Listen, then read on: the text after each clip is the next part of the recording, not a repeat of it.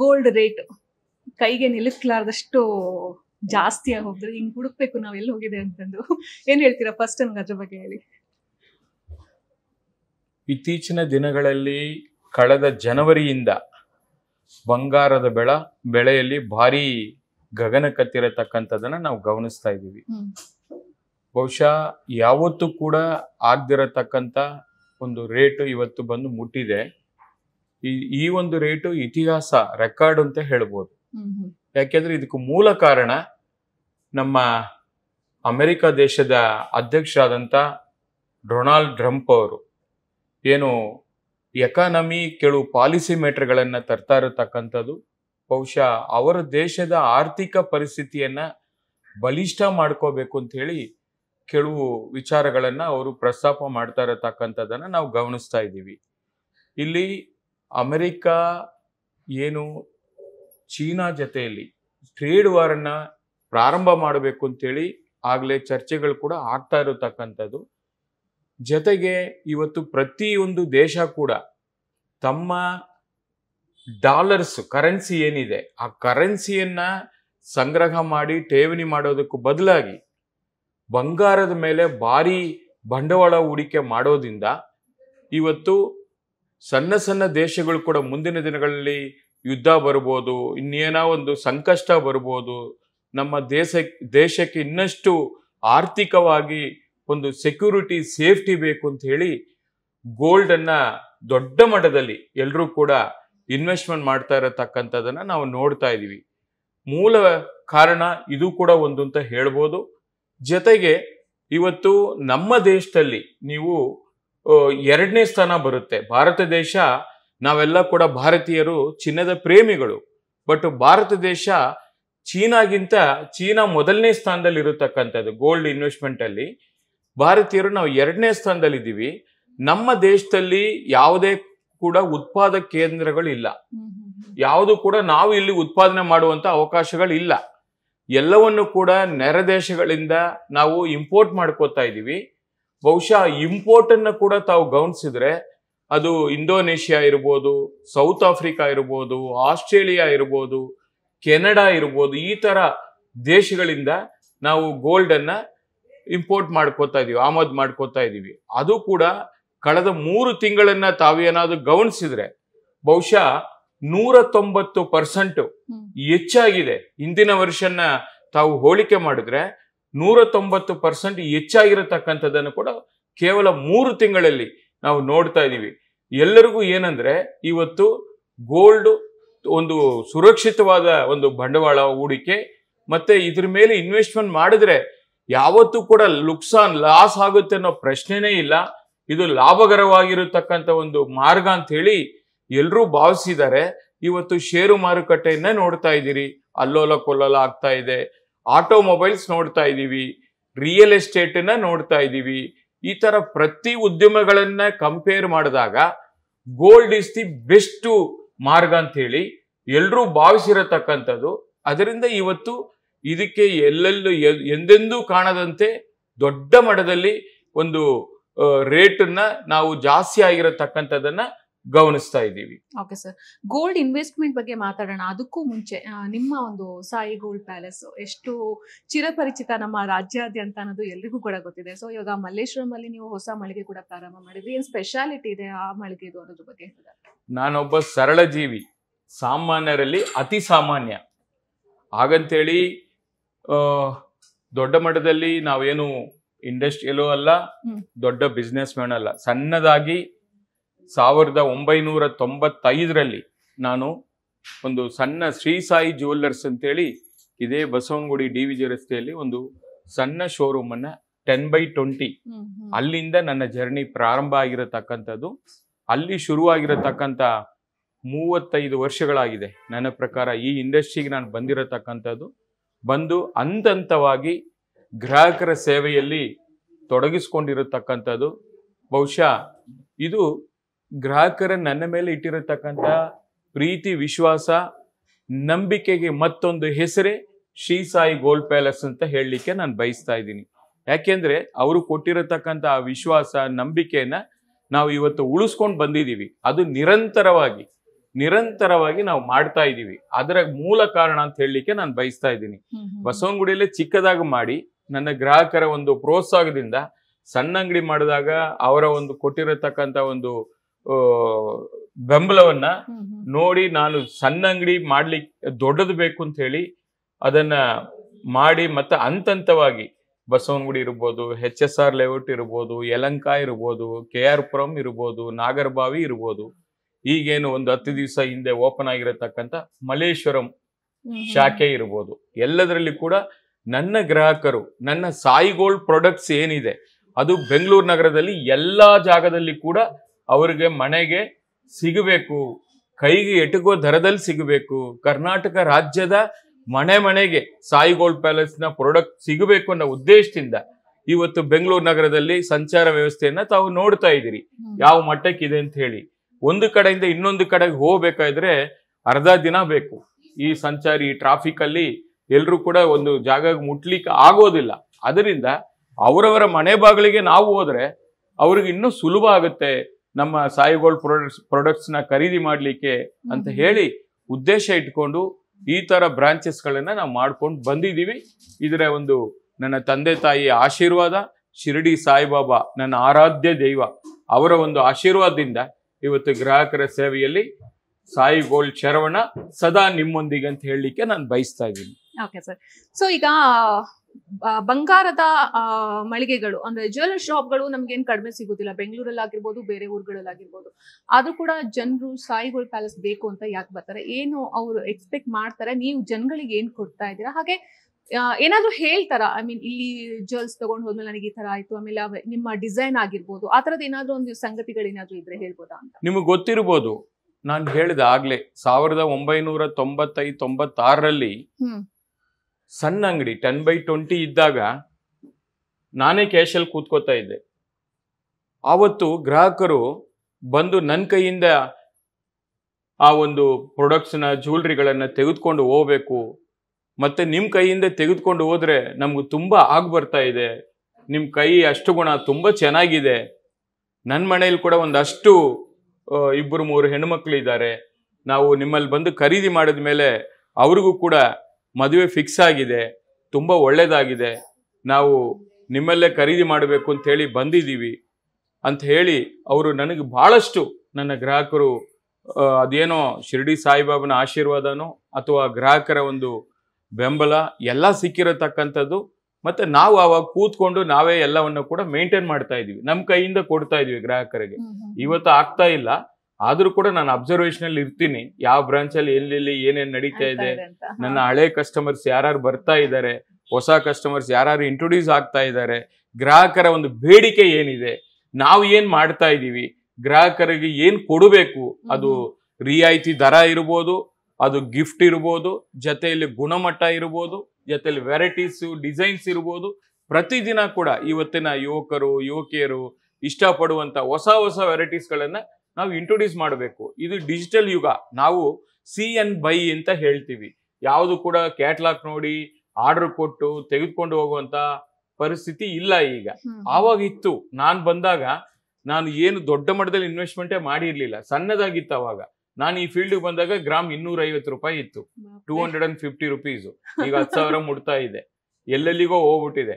ಇರ್ಲಿ, ನಾನು ಹೇಳ್ತಾ ಇರತಕ್ಕಂಥದ್ದು ಇದೆಲ್ಲ ಕೂಡ ನಾವು ಗೌನ್ಸಿದೀವಿ. ಮತ್ತೆ ಇವತ್ತು ಗ್ರಾಹಕರಿಗೆ ಲೈಟ್ ವೇಟ್ ಜ್ಯುವೆಲ್ರಿ ಬೇಕು, ದೊಡ್ಡ ಮಟ್ಟದಲ್ಲಿ ದಪ್ಪದ್ದು ಇದೆಲ್ಲ ಕೂಡ ಯಾರು ಇಷ್ಟಪಡಲ್ಲ, ಮುದ್ದಾಗಿರೋದು. ಆಗೆಲ್ಲ ಮಜಬೂತಾಗಿರ್ಬೇಕು, ಭಾರ ಇರಬೇಕು, ಆ ತರ ಎಲ್ಲ ಬಯಸ್ತಾ ಇದ್ರು, ಯಾಕಂದ್ರೆ ಅವಾಗ ರೇಟ್ ಹಂಗಿತ್ತು. ಬಟ್ ಇವತ್ತಿನ ಪರಿಸ್ಥಿತಿಯಲ್ಲಿ ಒಂದೇ ಒಂದು ವೆರೈಟೀಸ್ಗೆ ಅಷ್ಟು ತೂಕವನ್ನ ಇನ್ವೆಸ್ಟ್ಮೆಂಟ್ ಮಾಡಕ್ಕೆ ಯಾರು ಇಷ್ಟಪಡಲ್ಲ. ಆ ತೂಕಕ್ಕೆ 4-5 ವೆರೈಟೀಸ್ ಬೇಕು. ಆ ನಿಟ್ಟಿನಲ್ಲಿ ನಾವು ಕೂಡ ಡಿಸೈನ್ಸ್ ನ ನಮ್ಮ ಓನ್ ಫ್ಯಾಕ್ಟರಿಗಳಿಂದ ಕ್ರಿಯೇಟ್ ಮಾಡ್ತೀವಿ. ಇಡೀ ದೇಶದಲ್ಲಿ ಮ್ಯಾನುಫ್ಯಾಕ್ಚರಿಂಗ್ ಆಗುವಂತ ಎಲ್ಲಾ ತರ ವೆರೈಟೀಸ್, ಅದು ಕ್ರಾಫ್ಟೆಡ್ ಜ್ಯುವೆಲ್ರಿ ಇರ್ಬೋದು, ಆಂಟಿಕ್ ಇರ್ಬೋದು, ಡೈಮಂಡ್ ಜ್ಯುವೆಲ್ರಿ ಇರ್ಬೋದು, ಟೆಂಪಲ್ ಜ್ಯುವೆಲ್ರಿ ಇರ್ಬೋದು, ಎಲ್ಲ ರೀತಿಯಲ್ಲಿ ನಾವು ರೆಡಿ ಮಾಡಿ ಶೋಕೇಸ್ ಅಳವಡಿಸಿದಾಗ ಗ್ರಾಹಕರ ಒಂದು ಆಕರ್ಷಣೆ ಕೂಡ ಇರುತ್ತೆ, ಅವರು ಕೂಡ ಅದನ್ನು ಇಷ್ಟಪಡ್ತಾರೆ. ಅದು ಒಂದು ಕಡೆ. ಇನ್ನೊಂದು ಕಡೆ ಗುಣಮಟ್ಟ, purity is our first priority ಅಂತ ನಾನು ಹೇಳಲಿಕ್ಕೆ ಬಯಸ್ತಾ ಇದ್ದೀನಿ. ಯಾಕಂದ್ರೆ ನಾವು ಹಾಲ್ ಮಾರ್ಕ್ ಜ್ಯುವೆಲ್ರಿ ಅಂತ ಹೇಳಿ, ನಾನು ಈ ಎದುರುಗಡೆ ಅಪೋಸಿಟ್ ಶೋರೂಮ್ 2004 ಓಪನ್ ಆಗಿರತಕ್ಕಂಥದ್ದು. ಆವತ್ತು ಕೇಂದ್ರ ಸರ್ಕಾರ ಆಗ್ಲಿ ರಾಜ್ಯ ಸರ್ಕಾರ ಆಗ್ಲಿ ಯಾವುದೇ ಮ್ಯಾಂಡೇಟ್ರಿನ ತಂದಿರ್ಲಿಲ್ಲ. 916 ಬೇಕು ಅಂತ ಹೇಳಿ ಅವಾಗ ತಂದಿರ್ಲಿಲ್ಲ. ನಾನು ಆವತ್ತೇ ಪ್ರಾರಂಭ ಮಾಡ್ಬಿಟ್ಟೆ. ಈಗ 10 ವರ್ಷ ಆಯ್ತು ಈ ಮ್ಯಾಂಡೇಟ್ರಿ ಬಂದು.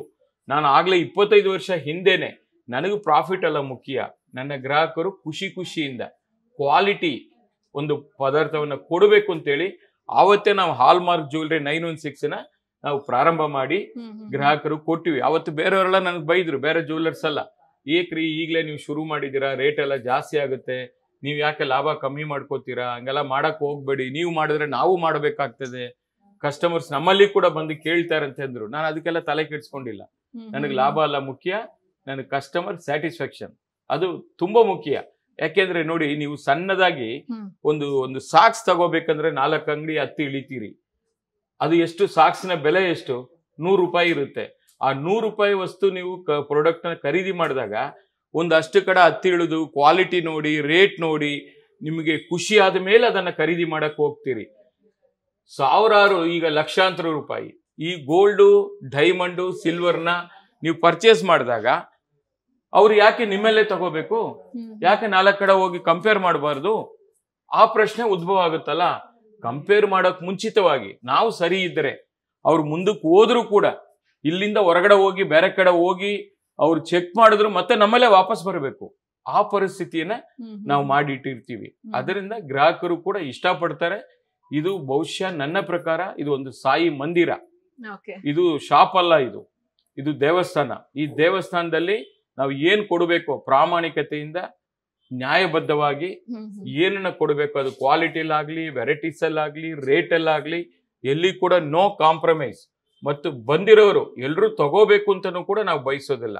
ನಮ್ಮ ಸ್ಟಾಫ್ ಅವ್ರು ಎಲ್ಲರಿಗೂ ಕೂಡ ನಾನು ಯಾವತ್ತೂ ಹೇಳ್ತಾ ಇರ್ತೀನಿ, ನಗು ಮುಖದಿಂದ ಮೊದಲನೇದಾಗಿ ನಗುವನ್ನ ನೀವು ಸೇಲ್ ಮಾಡಿ, ನಿಮ್ಮ ಸ್ಮೈಲನ್ನ ಸೇಲ್ ಮಾಡಿ, ಆಮೇಲೆ ನಿಮ್ ಪ್ರಾಡಕ್ಟ್ ಆಟೋಮೆಟಿಕ್ ಆಗಿ ಸೇಲ್ ಆಗುತ್ತೆ. ಪ್ರಾಡಕ್ಟ್ ಸೇಲ್ ಆಗಬೇಕು ಅನ್ನೋದು ಉದ್ದೇಶ ನಿಮ್ಗೆ ಅವ್ರಿಗೂ ತೋರಿಸಬಾರ್ದು. ಮೊದಲನೇದಾಗ ಅವ್ರ ಮನಸ್ಸಲ್ಲಿ ಏನಿದೆ, ಅವ್ರು ಒಂದು ಕನಸಿಟ್ಕೊಂಡು ಅಂಗಡಿ ಒಳಗಡೆ ಬರ್ತಾರೆ. ಇಲ್ಲಿ ಬಂದಾಗ ಅವ್ರಿಗೆ ಇಷ್ಟವಾದಂತ ಐಟಮ್ ಸಿಗ್ಬೇಕು, ಇಷ್ಟವಾದಂತ ರೇಟಲ್ಲಿ ಸಿಗಬೇಕು. ಅದನ್ನ ಫಸ್ಟ್ ನಾವು ಮನವರಿಕೆ ಮಾಡ್ಕೋಬೇಕು. ಆಮೇಲೆ ಗ್ರಾಹಕರಿಗೆ ಏನ್ ಬೇಕೋ ಅದು ಕೊಟ್ಟಾಗ ಅವರು ಕೂಡ ಹೋಮ್ಲಿ ಫೀಲ್ ಆಗ್ತಾರೆ. ಯಾಕಂದ್ರೆ ಏನಾಗುತ್ತೆ, ಕೆಲವು ಸಂದರ್ಭದಲ್ಲಿ ನಮ್ಮ ಡಾಕ್ಟರ್ ಅಂತ ಇರ್ತಾರೆ, ನಾವು ಯಾವ್ದೋ ಒಂದು ಹೆಲ್ತ್ ಇಶ್ಯೂ ಅಂತ ಹೋಗ್ತೀವಿ, ಆ ಡಾಕ್ಟರ್ ನಮ್ಗೆ ಮಾತ್ರೆ ಕೊಡಲ್ಲ, ಇಂಜೆಕ್ಷನ್ ಹಾಕಲ್ಲ, ಜಸ್ಟ್ ಕೈನ ಹಿಂಗ್ ಮುಟ್ತಾರೆ. ಮುಟ್ಟಿದ ತಕ್ಷಣ ನಿಮ್ಗೆ ಏನಾಗಿದೆ, ನಿಮ್ಗೆ ಏನೂ ಆಗಿಲ್ಲ, ತಲೆ ಕೆಡ್ಸ್ಕೋಬೇಡಿ, ಎಲ್ಲ ಚೆನ್ನಾಗಿದೆ, ವಾಸಿ ಆಗ್ತೀರಾ ಅಂತೇಳಿ ಜಸ್ಟ್ ಅವರು ಮೈಂಡ್ ಸೆಟ್ ಮಾಡ್ತಾರೆ, ಬರೀ ಮಾತಲ್ಲಿ ಹೇಳ್ತಾರೆ. ಆ ಮಾತಿಂದನೇ ಆ ರೋಗಿ ವಾಸಿ ಆಗ್ಬಿಡ್ತಾನೆ. ಆಮೇಲೆ ಮೆಡಿಸಿನ್. ಹಾಗೆ ನಾವು ಕೂಡ ಅವ್ರು ಬಂದಾಗ ನಾವು ಯಾವ ತರ ಅವ್ರನ್ನ ಮೈಂಡ್ ನ ಅಟ್ಯಾಚ್ ಮಾಡ್ತೀವಿ, ಮನಸ್ಸನ್ನ ಗೆಲ್ಲಬೇಕು. ಮನಸ್ಥಿತಿ ಹೇಗಿದೆಯೋ ಪರಿಸ್ಥಿತಿ ಹಾಗೇ ಆಗುತ್ತೆ. ಅದನ್ನು ಕೂಡ ನಾನು ನೋಡಿದೀನಿ, ನನ್ನ ಅನುಭವದಲ್ಲಿ ನಾನು ಹೇಳ್ತಾ ಇರತಕ್ಕಂಥದ್ದು. ಗ್ರಾಹಕರು ಕೂಡ ಅದನ್ನೇ ಬಯಸ್ತಾರೆ. ಫಸ್ಟ್ ಅವ್ರನ್ನ ಖುಷಿ ಪಡಿಸ್ಬೇಕು, ಅವ್ರಿಗೆ ಹ್ಯಾಪಿ ಆಗ್ಬೇಕು, ಆಮೇಲೆ ಸೇಲ್ ಬಗ್ಗೆ ಮಾತಾಡ್ಬೇಕು. ಇದೆಲ್ಲ ಕೂಡ ನಾವು ನೋಡಿದೀವಿ. ನಾನೇನು ಅನುಭವ ಪಡ್ಕೊಂಡಿದ್ದೀನಿ, ಎಕ್ಸ್ಪೀರಿಯನ್ಸ್ ತಗೊಂಡಿದ್ದೀನಿ, ಅದನ್ನೇ ನಮ್ಮ ಎಂಪ್ಲಾಯೀಸ್ ಕೂಡ ಅದನ್ನೇ ನಾವು ಹೇಳ್ಕೊಟ್ಟಿದೀವಿ. ಅವರು ಕೂಡ ನಾವು ಇಲ್ಲ ನಮ್ಮ ಆಬ್ಸೆನ್ಸ್ ಅಲ್ಲಿ ಎಲ್ಲವನ್ನ ಅಚ್ಚುಕಟ್ಟಾಗಿ ನಡೆಸ್ಕೊಂಡು ಹೋಗ್ತಾ ಇದ್ದಾರೆ. ಗ್ರಾಹಕರು ಕೂಡ ಖುಷಿಯಿಂದ ಸಾಯಿ ಗೋಲ್ಡೇ ಬೇಕು ಅಂತ ಬರ್ತಾ ಇದ್ದಾರೆ. ಅದನ್ನ ನಾವು ಮಾಡ್ಕೊಂಡು ಹೋಗ್ತಾ ಇದೀವಿ. Okay sir. ಸೊ ಈಗ ನಮಗೆಲ್ರಿಗೂ ಗೊತ್ತಿದೆ 10 ಗ್ರಾಮ್ ಚಿನ್ನಕ್ಕೆ ಈಗ ಹೆಚ್ಚು ಕಮ್ಮಿ 1 ಲಕ್ಷ ತನಕ ಬಂದಿರುವಂತದ್ದು. ಸೊ ನಿಮಗೆ ಇಷ್ಟು ಎಕ್ಸ್ಪೀರಿಯನ್ಸ್ ಇರೋದ್ರಿಂದ ಈ ಫೀಲ್ಡ್ ಅಲ್ಲಿ ಅನ್ಸಿತ್ತಾ ಮುಂಚೆ ಇಷ್ಟು ಲೆವೆಲ್ ವರ್ಗೂ ಗೋಲ್ಡ್ ರೇಟ್ ಜಾಸ್ತಿ ಆಗುತ್ತೆ ಅಂತ? ಹಾಗೆ ಸಾಮಾನ್ಯ ಗ್ರಾಹಕರ ಮೇಲೆ ನಾವು ಒಂದ್ ಸ್ವಲ್ಪ ಕಾನ್ಸಂಟ್ರೇಟ್ ಮಾಡ್ಬೇಕಾಗತ್ತೆ. ಬಿಕಾಸ್ ಈ ದುಡ್ಡಿದ್ದವರು ಎಷ್ಟಾದ್ರೂ ಬಂದು ತಗೊಳ್ತೀವಿ ಅನ್ನುವಂತಹ ಧೈರ್ಯ ಇರುತ್ತೆ. ಆದ್ರೆ ಸಾಮಾನ್ಯ ಗ್ರಾಹಕರಿಗೆ, ಮಿಡಲ್ ಕ್ಲಾಸ್ ಜನಗಳಿಗೆ ಅಷ್ಟು ಧೈರ್ಯ ಮಾಡೋದಿಲ್ಲ. ಅವರು ಇಷ್ಟೆಲ್ಲ ಆಗ್ಬಿಡ್ತಲ್ಲಪ್ಪ ಅಂತ ಒಂದು ಟೆನ್ಷನ್ ಜಾಸ್ತಿ ಆಗಿರುತ್ತೆ. ಸೊ ನಂಗೆ 2 ಆಂಗಲ್ ಅಲ್ಲಿ ಹೇಳೋದಾದ್ರೆ ಅಲ್ಲ, ಖಂಡಿತ ನೀವು ಕೇಳೋ ಪ್ರಶ್ನೆ ಸರಿ ಇದೆ. ಬಂಗಾರ ಬಲು ಭಾರ ಆಗಿದೆ, ಚಿನ್ನ ಬಲು ಚೆನ್ನಾನೆ, ನಾನು ಇಲ್ಲ ಅಂತ ಹೇಳಲ್ಲ. ಹಳದಿ ಲೋಗ, ಯೆಲ್ಲೋ ಮೆಟಲ್, ಆ ಯೆಲ್ಲೋ ಮೆಟಲ್ಗೆ ಎಂದೆಂದೂ ಇಲ್ಲದಂತ ಡಿಮ್ಯಾಂಡ್. ನಮ್ಮ ವಯಸ್ಸು ಯಾವತ್ತಾದ್ರೂ ಕಮ್ಮಿ ಆಗಿದೆಯಾ? ಇಲ್ಲ, ಸಾಧ್ಯನೇ ಇಲ್ಲ. ಹಾಗೆ ಬಂಗಾರ ಕೂಡ ಯಾವತ್ತೂ ರೇಟ್ ಕಮ್ಮಿ ಆಗಲ್ಲ ನನ್ನ ಪ್ರಕಾರ. ಒಂದು ಸಣ್ಣ ಕರೆಕ್ಷನ್ ಬರ್ಬೋದು, 100 ರೂಪಾಯಿ, 200 ರೂಪಾಯಿ, 300 ರೂಪಾಯಿ, ಹಂಗೆ 1 ಗ್ರಾಮ್ ಕಮ್ಮಿ ಬಂದ್ಬಿಟ್ರೆ ಅದು ಕಮ್ಮಿ ಅಲ್ಲ. ಅದು ನಾವು ಯಾವತ್ತೂ ಕೂಡ ಬಂಗಾರದ ಮೇಲೆ ಇನ್ವೆಸ್ಟ್ಮೆಂಟ್ ಮಾಡಿದಾಗ ಲಾಂಗ್ ಟರ್ಮ್ ನೋಡ್ಬೇಕು. ಇವತ್ತು ತಗೊಂಡ್ಬಿಟ್ಟು ನಾಳೆ ಇನ್ನೇನೋ ಆಗೋಗ್ಬಿಡ್ತು, 1 ತಿಂಗಳಿಗೆ ಇನ್ನೇನೋ ಆಗೋಗ್ಬಿಡ್ತು, 2 ತಿಂಗಳಿಗೆ ಇನ್ನೇನೋ ಆಗೋಗ್ಬಿಡ್ತು ಅಂತ ನೋಡಬಾರ್ದು. ಬಹುಶಃ ನನ್ನ ಪ್ರಕಾರ ಒಂದು 5 ವರ್ಷ, 10 ವರ್ಷ, 2 ವರ್ಷ, 3 ವರ್ಷ ಮಿನಿಮಮ್ ಕಾಯ್ಬೇಕು. ಕಾದಾಗ ಖಂಡಿತ ಬೆಲೆ ಏರಿಕೆ ಇದ್ದೇ ಇರ್ತದೆ. ನಿಮ್ಮ ಏನು ಬಂಡವಾಳ ಹೂಡಿಕೆ ಏನಿದೆ, ಯಾವುದೇ ಇಂಟರ್ನ್ಯಾಷನಲ್ ಬ್ಯಾಂಕ್ ಅಲ್ಲಿ ಇಟ್ಟರು ಇಷ್ಟು ಬಡ್ಡಿ ಬರಲ್ಲ, ಅಷ್ಟು ಅಪ್ರಿಸಿಯೇಷನ್ ಸಿಗ್ತದೆ. ಅದು ಬಂಗಾರ ಅನ್ನೋದು ನಿಮಗೆ ಲಕ್ಸುರಿ ವಸ್ತು ಅಲ್ಲ, ಅದು ನಿಮಗೆ ಅಸೆಟ್. ಅದು ಈಗ ಅಸೆಟ್ಟು. ಸಂಕಟ ಬಂದರೆ ವೆಂಕಟರಮಣ ಅಂತೀವಿ. ನಮ್ಮ ನಿಜ ಜೀವನದಲ್ಲಿ ಸಂಕಟ ಬಂದರೆ ಚಿನ್ನದ ರಮಣ. ಯಾಕೆಂದ್ರೆ ನಾನು ಕೋವಿಡ್ ಟೈಮಲ್ಲಿ ಬಹಳಷ್ಟು ನೋಡಿದ್ದೀನಿ. ಬಹಳ ಜನ ಸಾವಿರಾರು ಟನ್ ಕಟ್ಲೆ ಗಿರಿವಿ ಅಂಗಡಿಗೆ ಹೋಗಿರತಕ್ಕಂಥದನ್ನ ನೋಡಿದ್ದೀನಿ. ಅದು ಮೆಡಿಕಲಿ ಇರ್ಬೋದು, ಎಜುಕೇಶನ್ಗೆ ಇರ್ಬೋದು, ಮನೆ ಬಾಡಿಗೆ ಕಟ್ಟಿದ್ರೆ ಬಂದು ಅವರು ಚಿನ್ನವನ್ನ ಮಾರಾಟ ಮಾಡಿರತಕ್ಕಂಥದನ್ನು ಕೂಡ ನಾನು ನೋಡಿದ್ದೀನಿ. ಈ ತರ ಅನೇಕ ಘಟನೆಗಳು ನಡೆದಿದೆ. ಇದು ಯಾವತ್ತೂ ಕೂಡ ಆಪದ್ ಬಾಂಧವ ಇದ್ದಂಗೆ. ತತ್ಕ್ಷಣಕ್ಕೆ ನಿಮ್ಗೆ ಏನಾದ್ರು ಹಣ ಬೇಕಂದ್ರೆ ಇದು ಒಂದೇ ವಸ್ತು. ಇವನ್ ನಿಮ್ಮ ಪ್ರಾಪರ್ಟಿ ಕೂಡ ಕೆಲ್ಸಕ್ಕೆ ಬರಲ್ಲ. ಡಾಕ್ಯುಮೆಂಟ್ಸ್ ನೋಡಬೇಕು, ಲೀಗಲ್ ಒಪಿನಿಯನ್ ತಗೋಬೇಕು, ಮತ್ತೆ ಸೇಲ್ ಮಾಡಬೇಕು, ಸಬ್ ರಿಜಿಸ್ಟರ್ ಆಫೀಸ್ಗೆ ಹೋಗ್ಬೇಕು. ಇದೆಲ್ಲ ಅನೇಕ ಪ್ರೊಸೆಸಿಂಗ್ ಅಲ್ಲಿ ಇರುತ್ತೆ, ಇಲ್ಲ ಅಂತಲ್ಲ. ಬಟ್ ಗೋಲ್ಡ್ ಹಾಗಲ್ಲ. ಸಿ ಎನ್ ಬೈ ಕೊಟ್ಟ ತಕ್ಷಣ ಕ್ವಾಲಿಟಿ ಚೆಕ್ ಮಾಡ್ತೀವಿ, ಅದು ಅಧಿಕೃತನ ಇಲ್ಲಿಗಲ್ಲ ನೀವು ಪರ್ಚೇಸ್ ಮಾಡಿರೋದು. ಅದು ಕೂಡ ನೀವು ತಗೊಂಡಾಗ ಬಿಲ್ಲನ್ನ ಕೇಳಿ ತಗೋಬೇಕು.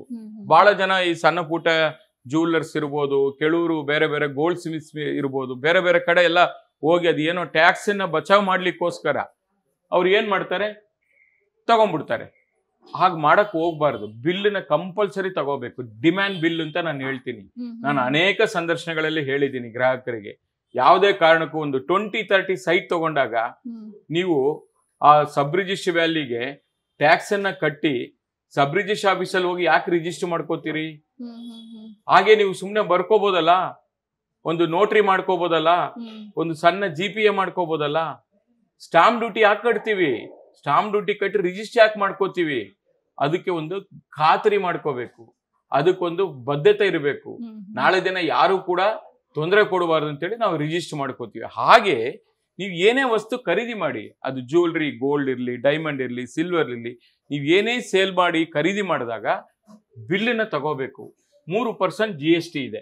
ಆ 3% ನೀವು ಯೋಚನೆ ಮಾಡಬಾರ್ದು. ಯಾಕೆಂದ್ರೆ ನಾಳೆ ದಿನ ಅದು ಒಂದು ಕಳ್ತನ ಆಗ್ಲಿ, ಆ ವಸ್ತು ಮತ್ತೆ ಏನಾದ್ರು ಮಿಸ್ಪ್ಲೇಸ್ ಆಗ್ಲಿ, ನಾಳೆ ಒಂದು ಕಂಪ್ಲೇಂಟ್ ಕೊಡೋದಕ್ಕಾಗ್ಲಿ, ಮತ್ತೆ ಒಂದು ಇನ್ಶೂರೆನ್ಸ್ ನ ಕ್ಲೈಮ್ ಮಾಡ್ಕೊಳ್ಳೋಕ್ಕಾಗ್ಲಿ, ಎಲ್ಲದಕ್ಕೂ ಕೂಡ ಇದು ಅಕೌಂಟಬಿಲಿಟಿ ಇರುತ್ತೆ. ಆ ಅಕೌಂಟಬಿಲಿಟಿ ಇದ್ದಾಗ ನೀವು ಏನ್ ಬೇಕಾದ್ರೆ ಮಾಡ್ಬೋದು, ನೀವು ಎಲ್ಲವರೆಗೂ ಬೇಕಾದ್ರೆ ಫೈಟ್ ಮಾಡ್ಬೋದು. ಅದಕ್ಕೋಸ್ಕರ ಅದನ್ನ ಕೂಡ ಮಾಡಿ ಅಂತ ಹೇಳ್ತೀನಿ ನಾನು ಗ್ರಾಹಕರಿಗೆ. ಅದು ಒಂದು ಕಡೆ. ಈ ಗೋಲ್ಡ್ ರೇಟ್ ಈಗ ಜಾಸ್ತಿ ಆಗಿರೋದ್ರಿಂದ ಗ್ರಾಹಕರು ತಗೊಳ್ಳುವಂತ ಪ್ರಮಾಣದಲ್ಲಿ ಕಮ್ಮಿ ಆಗಿರ್ಬೋದು, ಬಟ್ ಗ್ರಾಹಕರ ಸಂಖ್ಯೆಯಲ್ಲಿ ಅಂತ ಖಂಡಿತ ಕಮ್ಮಿ ಆಗಲ್ಲ. ಅದು ನಿಮ್ಗೂ ಗೊತ್ತಿದೆ, ನನಗೂ ಗೊತ್ತಿದೆ. ಯಾಕೆಂದ್ರೆ ಪ್ರತಿ ಅಕೇಶನ್ಗೆ ಗೋಲ್ಡ್ ಅನ್ನೋದು ಪ್ರಮುಖ ಪಾತ್ರವನ್ನು ವಹಿಸ್ತದೆ. ಒಂದು ಮಗು ಜನಿಸಿದಾಗಿಂದ ಒಂದು ಸಣ್ಣದಾಗಿ ಸಿಹಿ ತಿನ್ನಿಸ್ಬೇಕಂದ್ರೂ ಹಿಂದೆ ಎಲ್ಲ ಚಿನ್ನದ ಸ್ಪೂನ್ ಅಲ್ಲಿ ತಿನ್ನಿಸ್ತಾ ಇದ್ರು, ಈಗ ಬೆಳ್ಳಿ ಸ್ಪೂನು. ಈಗ ಬಡವರ ಬಂಗಾರ ಅಂದ್ರೆ ಬೆಳ್ಳಿ. ಈಗ ಅದು ಕೂಡ 1 ಲಕ್ಷ ಆಗೋಗ್ಬಿಟ್ಟಿದೆ, ಆಯ್ತಲ್ಲ. 1 kg 1 ಲಕ್ಷ ಆಗೋಗ್ಬಿಟ್ಟಿದೆ. ಅದು ಕೂಡ ಈಗ ಏನಾಗುತ್ತೋ ಮುಂದಕ್ಕೆ ಗೊತ್ತಿಲ್ಲ. ಈ ತರ ಏನೇ ಇರ್ಲಿ, ನೀವು ಯಾರ್ಯಾರಿಗೆ ಏನೇನೋ ಅವಶ್ಯಕತೆ ಇದೆ. ಇವತ್ತು ನನಗೆ ಮದುವೆ ಇದೆ, ಮನೇಲಿ ಮದುವೆ ಇದೆ, ಒಂದಷ್ಟು ಚಿನ್ನ ಬೇಕೇ ಬೇಕು. ಮಾಂಗಲ್ಯ ಸರ ತಗೊಳ್ಳೇಬೇಕಾ? ಕರಿಮಣಿ ಸರ ಇಲ್ಲದೆ ಮದುವೆ ಆಗುತ್ತಾ? ಒಂದು ಕಾಲುಂಗ್ರ ತಗೊಳ್ಳೇಬೇಕಾ? ಒಂದು ವಾಲೆ ಜುಮ್ಕಿ ಕೊಡ್ಲೇಬೇಕಾ? ಬೇಸಿಕ್. ಆ ಬೇಸಿಕ್ಗೋಸ್ಕರ ಅದು ಮಾಡುವಂತ ಒಂದು ಅವಶ್ಯಕತೆ ಇರೋದ್ರಿಂದ ಸಣ್ಣದಾಗಿ ಸಂಗ್ರಹ ಮಾಡಿ ಸೇವ್ ಮಾಡಿ ಇಟ್ಕೋಬೇಕು. ಇಲ್ಲ ಅಂದ್ರೆ ಕಷ್ಟ ಆಗ್ತದೆ. ಅದನ್ನು ಕೂಡ ನಾನು ನನ್ನ ಗ್ರಾಹಕರಿಗೆ ನಾನು ಹೇಳಲಿಕ್ಕೆ ಬಯಸ್ತಾ ಇದ್ದೀನಿ. ಯಾರಿಗೆ ಎಷ್ಟು ಅವಶ್ಯಕತೆ ಇದೆ, ಎಷ್ಟು ನೀಡಿ ಇದೆ, ಎಷ್ಟು ರಿಕ್ವೈರ್ಮೆಂಟ್ ಇದೆ, ಅಷ್ಟಕ್ಕೆ ತಗೊಳ್ಳಿ. ಅದಕ್ಕೆ ರೇಟ್ ಗೀಟ್ ಎಲ್ಲ ನೋಡ್ಕೊಂಡು ಕಾಯ್ಕೊಂಡು ಕೂತಿದ್ರೆ ನೀವು ಎಲ್ಲಿಗೋ ಹೋಗ್ತದೆ. ನೀವು ಇದನ್ನ 2 ವಿಧಾನ ನೋಡ್ಬೋದು. ಒಂದು ಬಳಕೆ ಚಿನ್ನ, ಇನ್ನು ಒಂದು ಬಂಡವಾಳ ಹೂಡಿಕೆ ಚಿನ್ನ ಅಂತ ಹೇಳ್ತೀನಿ. ಬಂಡವಾಳ ಹೂಡಿಕೆ ಚಿನ್ನ ಅಂದ್ರೆ gold coins, gold biscuit, gold bar ಇಂಥದೆಲ್ಲ ಬರುತ್ತೆ. ಬಳಕೆ ಚಿನ್ನ ಅಂದ್ರೆ ಆಭರಣ ಚಿನ್ನ.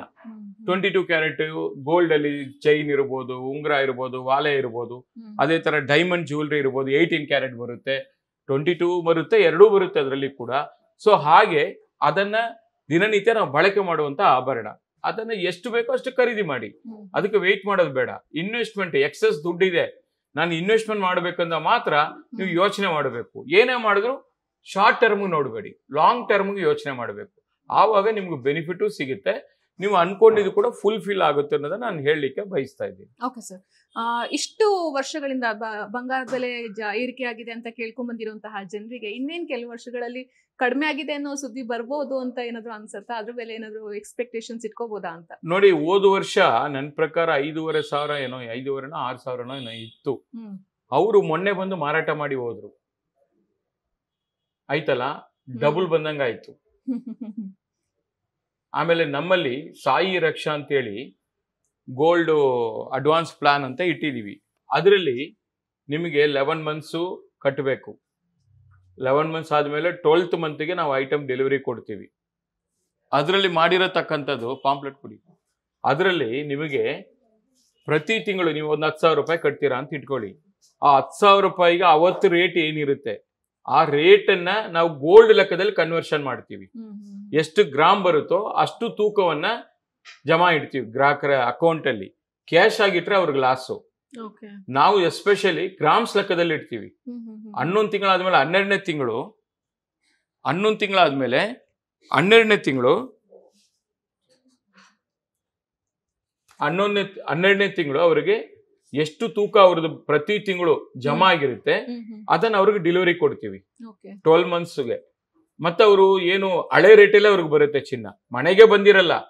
ಅಷ್ಟೊಳಗೆ ಅವ್ರಿಗೆ ರೇಟ್ ಜಾಸ್ತಿ ಆಗೋಗ್ಬಿಟ್ಟಿರುತ್ತೆ. ಒಂದು ಎರಡನೇದು ಅವ್ರು ತಗೊಳ್ಳುವಂತ ಐಟಮ್ಗೆ ಮೇಕಿಂಗ್ ಚಾರ್ಜು ಇರಲ್ಲ, ವೇಸ್ಟೇಜ್ ಆಗ್ಲಿ ಮೇಕಿಂಗ್ ಚಾರ್ಜ್ ಆಗ್ಲಿ ಇರಲ್ಲ. ಅದು ಎರಡು ಬೆನಿಫಿಟ್ ಅನ್ನು ಕೂಡ ಕೊಡ್ತಾ ಇದೀವಿ ಗ್ರಾಹಕರಿಗೆ. ಯಾಕಂದ್ರೆ ಈ ವರ್ಕಿಂಗ್ ವುಮನ್ಸು, ಮಧ್ಯಮ ವರ್ಗದವರು, ಇವ್ರಿಗೆಲ್ಲ ಕೂಡ ಇದು ಯೂಸ್ ಆಗುತ್ತೆ. ಅದನ್ನ ನಾವು ಮಾಡ್ಕೊಂಡು ಹೋಗ್ತಾ ಇದೀವಿ. ಇದು ಕೂಡ ಗ್ರಾಹಕರಿಗೆ ಯೂಸ್ಫುಲ್. ಅದನ್ನು ಕೂಡ ನಾನು ಈ ಸಾಯಿ ರಕ್ಷಾ ಅಡ್ವಾನ್ಸ್ ಪ್ಲಾನ್ ಏನಿದೆ ಅದ್ರಲ್ಲಿ ಸದಸ್ಯರಾಗಿ ನಿಮ್ ಸಣ್ಣ ಪುಟ್ಟ ಐಟಮ್ಗಳನ್ನ ತಗೋಬಹುದು. ದೊಡ್ಡ ಐಟಮ್ ತಗೋಬೇಕಂದ್ರೆ ಒಂದೇ ಸತಿ ಕೆಲವ್ರಿಗೆ ತಗೊಳಕ್ ಆಗಲ್ಲ, ಅವ್ರಿಗೆ ಕಷ್ಟ ಆಗ್ತದೆ. ಅಂತವ್ರಿಗೆ ಈ ತರ ಒಂದು ತಿಂಗಳಿಗೆ ಗೋಲ್ಡ್ ಲೆಕ್ಕದಲ್ಲಿ ಜಮಾ ಇಟ್ಕೊಂಡು 12ನೇ ತಿಂಗಳು ತಗೊಂಡಾಗ ಅವ್ರಿಗೂ ಕೂಡ ಬೆನಿಫಿಟ್ ಆಗುತ್ತೆ ಅನ್ನೋದು ನನ್ನ ಒಂದು ಕಿವಿ ಮಾತು.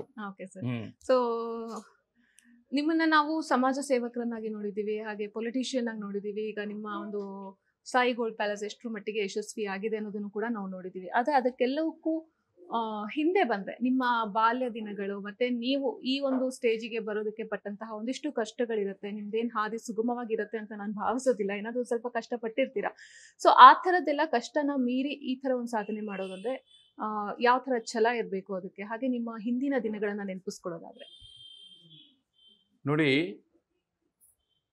ಸಮಸ್ಯೆಯೇ ಜೀವನ.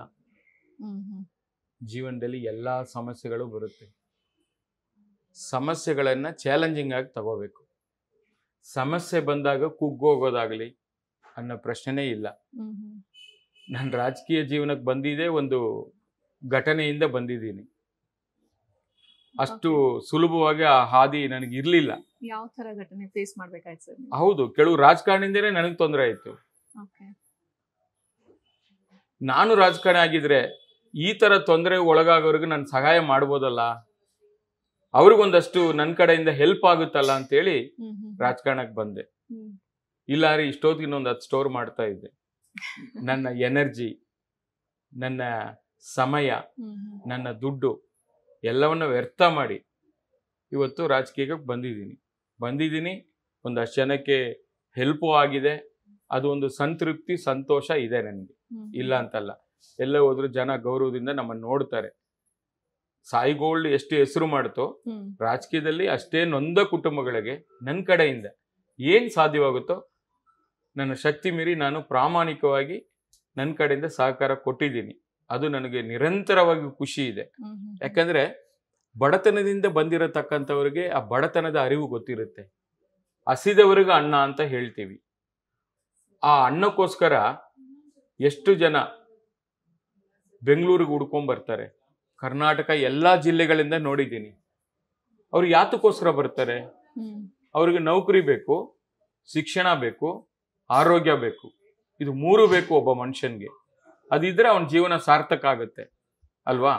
ಅದಕ್ಕೋಸ್ಕರ ಹುಡ್ಕೊಂಡು ಬೆಂಗಳೂರು ನಗರಕ್ಕೆ ಬರ್ತಾರೆ. ಇಲ್ಲಿ ಬಂದಾಗ ಎಲ್ಲಾ ಫೆಸಿಲಿಟಿ ಅವ್ರು ಸಿಗ್ಬೇಕು ಅನ್ನೋದು ಉದ್ದೇಶ ಇಟ್ಕೊಂಡು ಬರ್ತಾರೆ. ಯಾಕೆಂದ್ರೆ ಈ ಕೋವಿಡ್ ಟೈಮಲ್ಲಿ ಒಂದು ಗರ್ಭಿಣಿ ಮಹಿಳೆ ಒಂದು ವಾಹಿನಿಯಲ್ಲಿ ನಾನು ನೋಡ್ತಾ ಇದ್ದೆ. ಸಡನ್ ಆಗಿ ಕೆಲಸ ನಿಂತೋಯ್ತು, ಎಲ್ಲ ಲಾಕ್ಡೌನ್ ಆಯಿತು, ವರಮಾನ ಇಲ್ಲ, ಕೆಲಸ ಇಲ್ಲ. ಬೀದರ್ ಗುಲ್ಬರ್ಗಾಯಿಂದ ಬಂದವರ, ಉತ್ತರ ಕರ್ನಾಟಕದಿಂದ ಬಂದವರೇ, ಹೊಟ್ಟೆ ಪಾಡಿಗೆ ಇಟ್ಟಿಲ್ಲ. ಏನ್ ಮಾಡ್ಬೇಕು? ನಾನು ಅಪ್ಪಾಜಿ ಕ್ಯಾಂಟೀನ್ ಅಂತ ನಡೆಸ್ತಾ ಇದ್ದೀನಿ. ನಮ್ಮ ವರಿಷ್ಠರು ದೇವೇಗೌಡರ ಹೆಸರಲ್ಲಿ ಅಪ್ಪಾಜಿ ಕ್ಯಾಂಟೀನ್ ಅಂತ ಹೇಳಿ ನಡೆಸ್ತಾ ಇದ್ದೀನಿ. ಕಳೆದ 8 ವರ್ಷಗಳಿಂದ ನಿರಂತರವಾಗಿ ಹಸಿದವರಿಗೆ ಅನ್ನ ಅಂತೇಳಿ ನಡೆಸ್ತಾ ಇದ್ದೀನಿ. ನಾನು 5 ರೂಪಾಯಿಗೆ ತಿಂಡಿ, 10 ರೂಪಾಯಿಗೆ ಮುದ್ದೆ ಊಟ. ಮುದ್ದೆ ಊಟ ಅಲ್ಲಿ ಫೇಮಸ್, ಬಿಸಿ ಬಿಸಿ ಕೊಡ್ತೀವಿ ಅಲ್ಲಿ. ಅಲ್ಲಿ ಬರತಕ್ಕಂಥವರು ಕಟ್ಟಡ ಕಾರ್ಮಿಕರು, ಮತ್ತೆ ವಿದ್ಯಾರ್ಥಿಗಳು, ಮತ್ತೆ ಆಟೋ ಚಾಲಕರು, ಇಂಥವರೇ ಗ್ರಾಹಕರಲ್ಲಿ. ಹೊಟ್ಟೆ ತುಂಬ ಬಂದು ಊಟ ಮಾಡಿ ರುಚಿ ಮತ್ತು ಶುಚಿಯನ್ನ ಕೊಟ್ಟು ಖುಷಿ ಖುಷಿಯಿಂದ ಅನ್ನವನ್ನ ತಿಂದು ಹೋಗ್ತಾರಲ್ಲ. ಮನುಷ್ಯನ್ಗೆ ನೀವು ಏನೇ ಇದ್ರೂ ಕೂಡ ಖುಷಿಯನ್ನು ಸಿಗೋದು ಎಲ್ಲಿ? ಹಸಿದಾಗ, ಅನ್ನ ಕೊಟ್ಟಾಗ. ಅದನ್ನ ನಾನು ತಿಳ್ಕೊಂಡಿರೋದ್ರಿಂದ ಅದನ್ನ ನಾನು ಪ್ರಾರಂಭ ಮಾಡಿ 8 ವರ್ಷ ಆಯ್ತು.